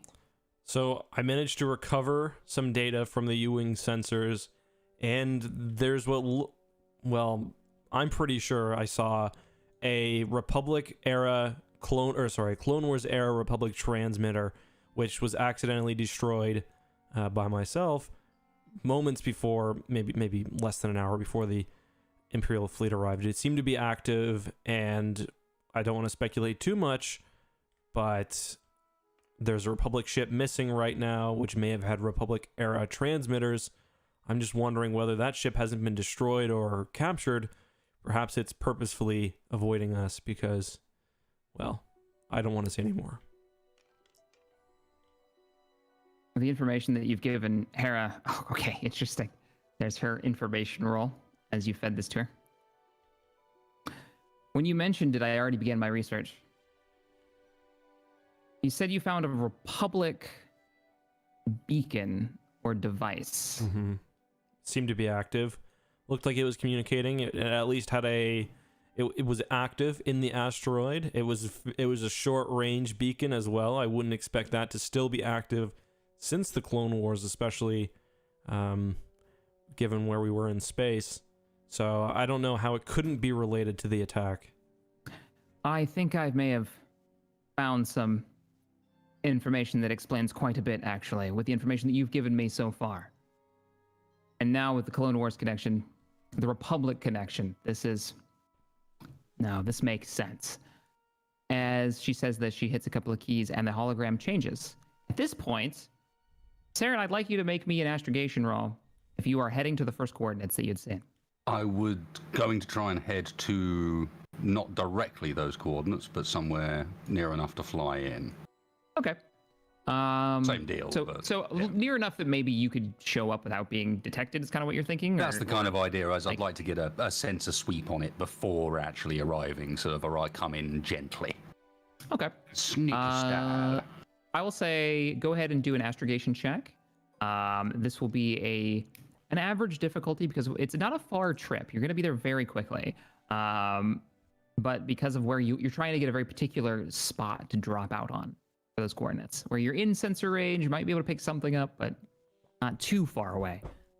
So you're down to like 8 time frames. Okay, excellent. Nicely done. Nicely done. You do manage to get the calculations in and jump to hyperspace, leaving the fleet behind, wondering if it'll be there when you return. Hera pulls up on the holographic projection it looks like a starbase, but for the scale, it's quite small. This, gentlemen, took me a bit of digging into some very old records. Very old records. A few hundred years, in fact. When the Republic voted to close this area down, they didn't do so and then just ignore it. They set up a network to find smugglers, looters, and grave robbers. There seems to be, I'm understanding this, and she's pulling up what looks like old HoloNet news articles. A massive network of small probes. Each one not really capable of detecting beyond very far sublight transmissions, in energy signatures from vessels that are passing through of certain sizes. But they have enough power every few hours to send out a transmission to a hub if they detect something. Where the Republic used this to deter those that would come here, the Empire, I would imagine, wouldn't be so just in their use of this spy network, this sensor net. I'm guessing you found one of them. One of them that when you said you picked it up as it had an energy signature at the time. Mm-hmm. Yeah. It must have sent a transmission. They must be everywhere here, thousands of them. And I would bet that they're not only picking up the transmissions or the energy signature of the ships in the fleet, but the intercommunications between the ships in the fleet. They're not nearly powerful enough for, say, a Star Destroyer a few AUs away to pick up, but there's a probe anywhere in this sector. After a few hours, one of those transmissions would reach it. It would know that someone was here, and it would report it to the hub, which would probably report it to the Empire. So, are you saying we don't have a spy? I don't think we do. So we need to get out of here. I mean, with all due respect. Admiral, you're not wrong. There could be one nearby, or it's only a matter of time until one of our transmissions reaches it, and it sends a signal. This doesn't fix our problem. Hera speaks up. No, but it gives us a potential solution. All we have to do is find one of the hubs. If we can destroy it, we'll black out a large percentage of this region. Do you know where the hub is? No, I do not. Do you know where any sensor nodes are? If we could find 3 or 4 of them, we might be able to triangulate the hub based on communications. You're right. Do you think We could do that. What did Osh say? How spread out do you think they are? Would there be a bunch in one location, or if there is one in a location, is that the only one kind of servicing that area? There would most likely be a number of them. They're small and fairly cheap to produce. The trick is building enough of them. It was a major undertaking for the Republic to do it, and for whatever reason, they were motivated to cover this entire region with the things. But how do we find them? Would the There's network, one. to your knowledge, know if one was destroyed? Would that be a clear empty spot or raise any alarms to your knowledge of this network? I highly doubt that the network would be aware if one of the probes went dormant.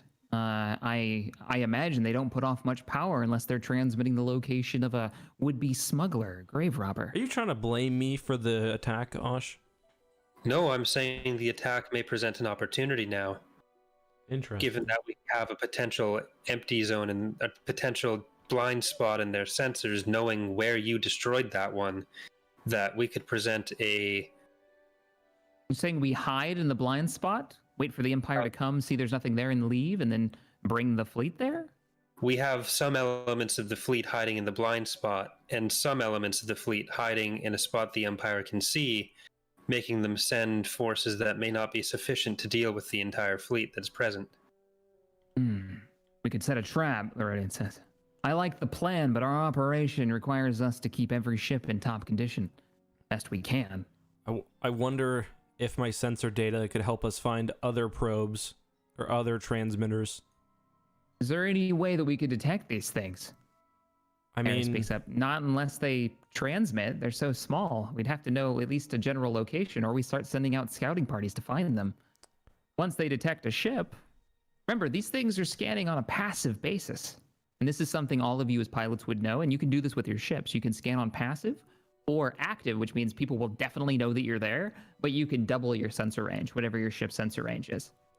so here's my thought, and feel free to interrupt me, but we know that there will most likely be sensors by major planets, especially ones affected by the plagues.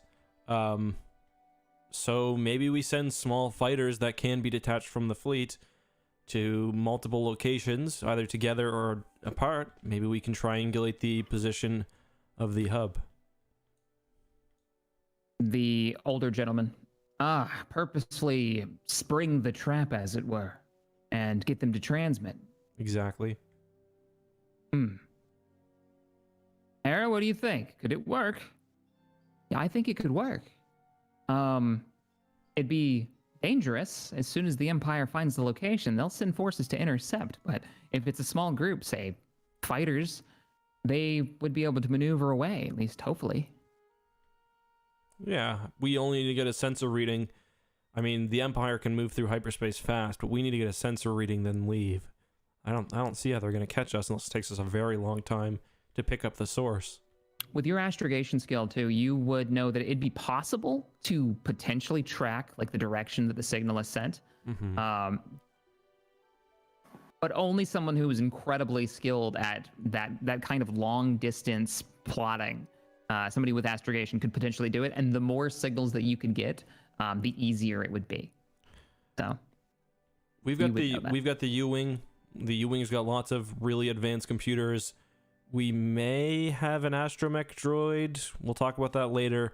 But I also served as the chief navigator for a small operation for a long time. So if we can, maybe one of these probes, I can at least get us a cone of likely location for the hub. The more we get, the more likely that I can pinpoint the exact location.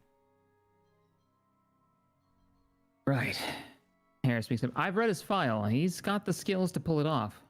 But we have to dedicate a number of squadrons to this. Could we, and she looks to you as kind of the expert in this situation, could we send a number of squadrons to various, we know that there are a number of colonies that were abandoned, that fell victim. Could we supply you with the data from those squadrons, your squadron as well, and then make the calculations? As long as I'm not spending too much time in hyperspace, because that communication is going to be difficult. But if you can get me the raw information, I can certainly figure it out. Right. Admiral, I think we've got a plan here. It's better than nothing. Admiral looks at the rest of you. All right. Sounds like a plan. By the way, where's the rest of your party? The rest of the squadron? Well... And with that, we will transfer to the other perspective, as one of you has just jumped off into hyperspace aboard their TIE Advanced version 1. Your V1. As the TIE, you get the alarm. You haven't been in hyperspace for very long. Maybe 6 or 7 minutes. You approach the coordinates that you had calculated. Saren, this is what you see. Ooh, new scene, maybe? Oh, God. I'll move my U-wing. Nope, it's on the table like you're there. Wow. What you see... Oh.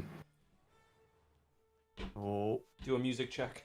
The music check is not Far good. in the distance is lights flashing, sparks flying, a collection of asteroids in the distance, the sun slowly rising in around a planet that is burning on one side.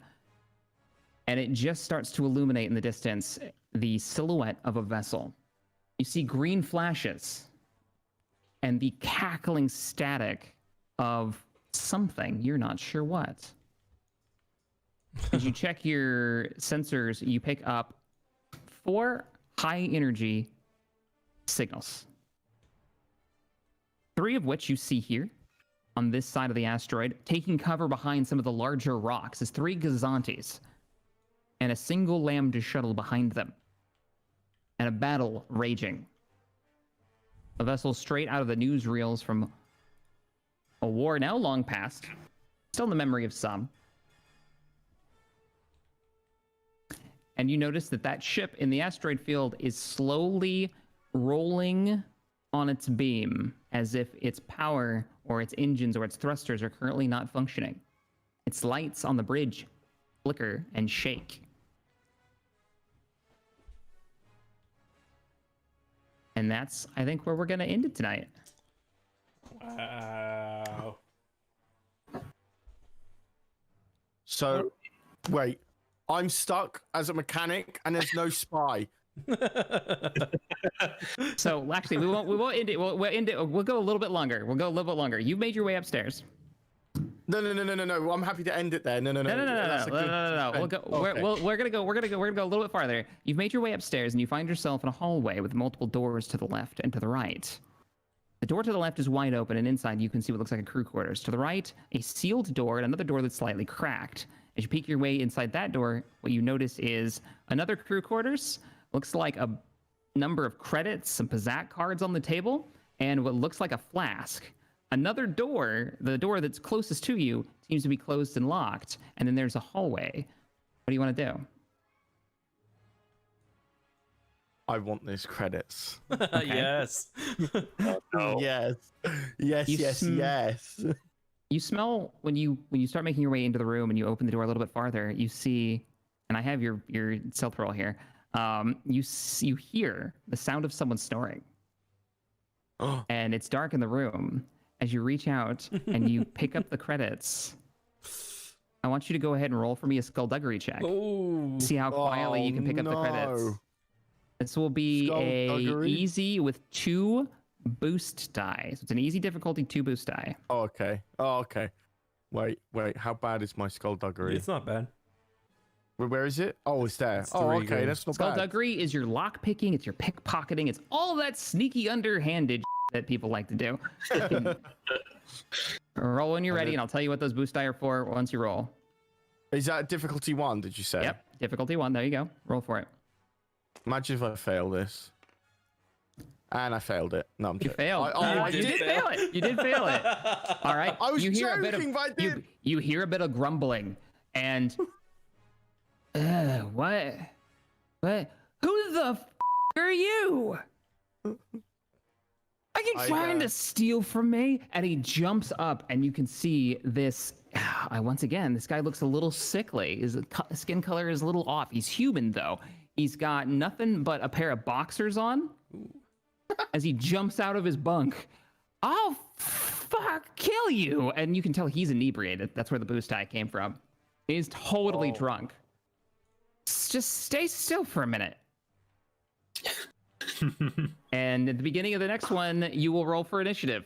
As this guy goes and on the desk, he starts to reach in and grab his blaster from the side of his like nightstand area. Initiative. Sorry, where is this again on it? Initiative I'm so bad. is your in this case it would be a vigilance roll, I would say, because you're not really ambushing him. He surprised you by noticing that you're there. Oh, I'm gonna fail this. So, well, we'll roll it in the beginning of the next one because that's going to be the end for today. So okay. we have Natiri aboard a Gazanti cruiser that is potentially has spies, but now maybe doesn't. But she doesn't know that. Who has been trying to rob someone and has gotten caught. We have Saren has jumped to hyperspace to check out some coordinates. Turns out that there's a battle going on with an old Clone Wars era vessel that is having some serious problems. And a plan has been concocted on the bridge of the task force flagship. Well done, gentlemen. That was fun. That was fun. Thank you. First thing you do, Charlie, not even mission related, you try to steal from me. I can't believe I knew you were setting me up to successfully get that, but I can't believe I failed it. Also, can I put those 5 advantages into my strain? You haven't used any strain, have you? No. Yeah, then you can't. You don't just get more strain from that. It doesn't just like add up. You don't get extra strain. You just go back up to your cap. He's got extra right now. So you have 5 strain though. You have 5 advantage from that theft. I'll let you think about what you want to do with that and remember for next time. And I'll let you spend that in some way because that's a lot of advantage. You can go pretty ham with that. So, all right, ladies and gentlemen. Oh, go ahead. Why did that put 1 away from my strain? You were over your capacity. Oh, really? Oh, okay. You only have 11 Yeah. strain. Oh, I only have 11. Sorry, Shaq. No, you're fine. You're fine. So just keep in mind what your strain is. So go and get rid of that. So that's where we're at. Party is split. You guys are all over the place. There's a battle going on in an asteroid field. Yeah, it's gonna be a bit crazy. But thank you everybody for joining me. Thank you guys for jumping in on this. I hope you're enjoying your first tabletop game. Eck, I know this is your very first one, and Charlie. It's been great fun. I'm excited to see where we go next time. No combat in this episode, which was fun and different. Yeah, there's definitely a lot of RP on this one. So, Yeah. All right, everybody, if you've enjoyed this, make sure you hit the thumbs up button on wherever you're watching it. If it's over on X channel or Wasted's Twitch channel, or all right, where are you streaming this on? Eck, is this on EcksToo? EcksToo, yep. EcksToo. Okay, I see. Secondary channel. That's cool. No, that's fine. That's where all the gaming stuff goes. Gotcha. And the live streams honestly do probably as well or better. So Awesome, dude. So make sure you hit the thumbs up on all those and subscribe to the channels if you haven't already for gaming, sci-fi, Star Wars goodness, and all these. And I will see you all in the next one. Thank you for joining us. hopefully we'll see you maybe the same time next week. I'll put an announcement out on the Discord and on Twitter, and I'll put the event up. We also have Twin Sun Squadron meeting in a different context tomorrow, live for the big Star Wars Squadrons tournament. That's true. Operation 8. Which is why this is ending early, because I have to go relearn how to play with the HOTAS, because they just did that big update, and now all the controls are different. Yes, you'll need to do that. So that's tonight's goal. So I will be over on Twitch streaming that if you guys want to jump in and Yeah, I might as well, actually. Yeah, I'll You can play I'll some definitely too? play Yep. some. Yeah. cool. ET tomorrow. We'll stream some squadrons tonight with the squadron. Yep. Awesome. All right. All right, everybody. Bye. Have a wonderful evening. Bye, everyone. Good night.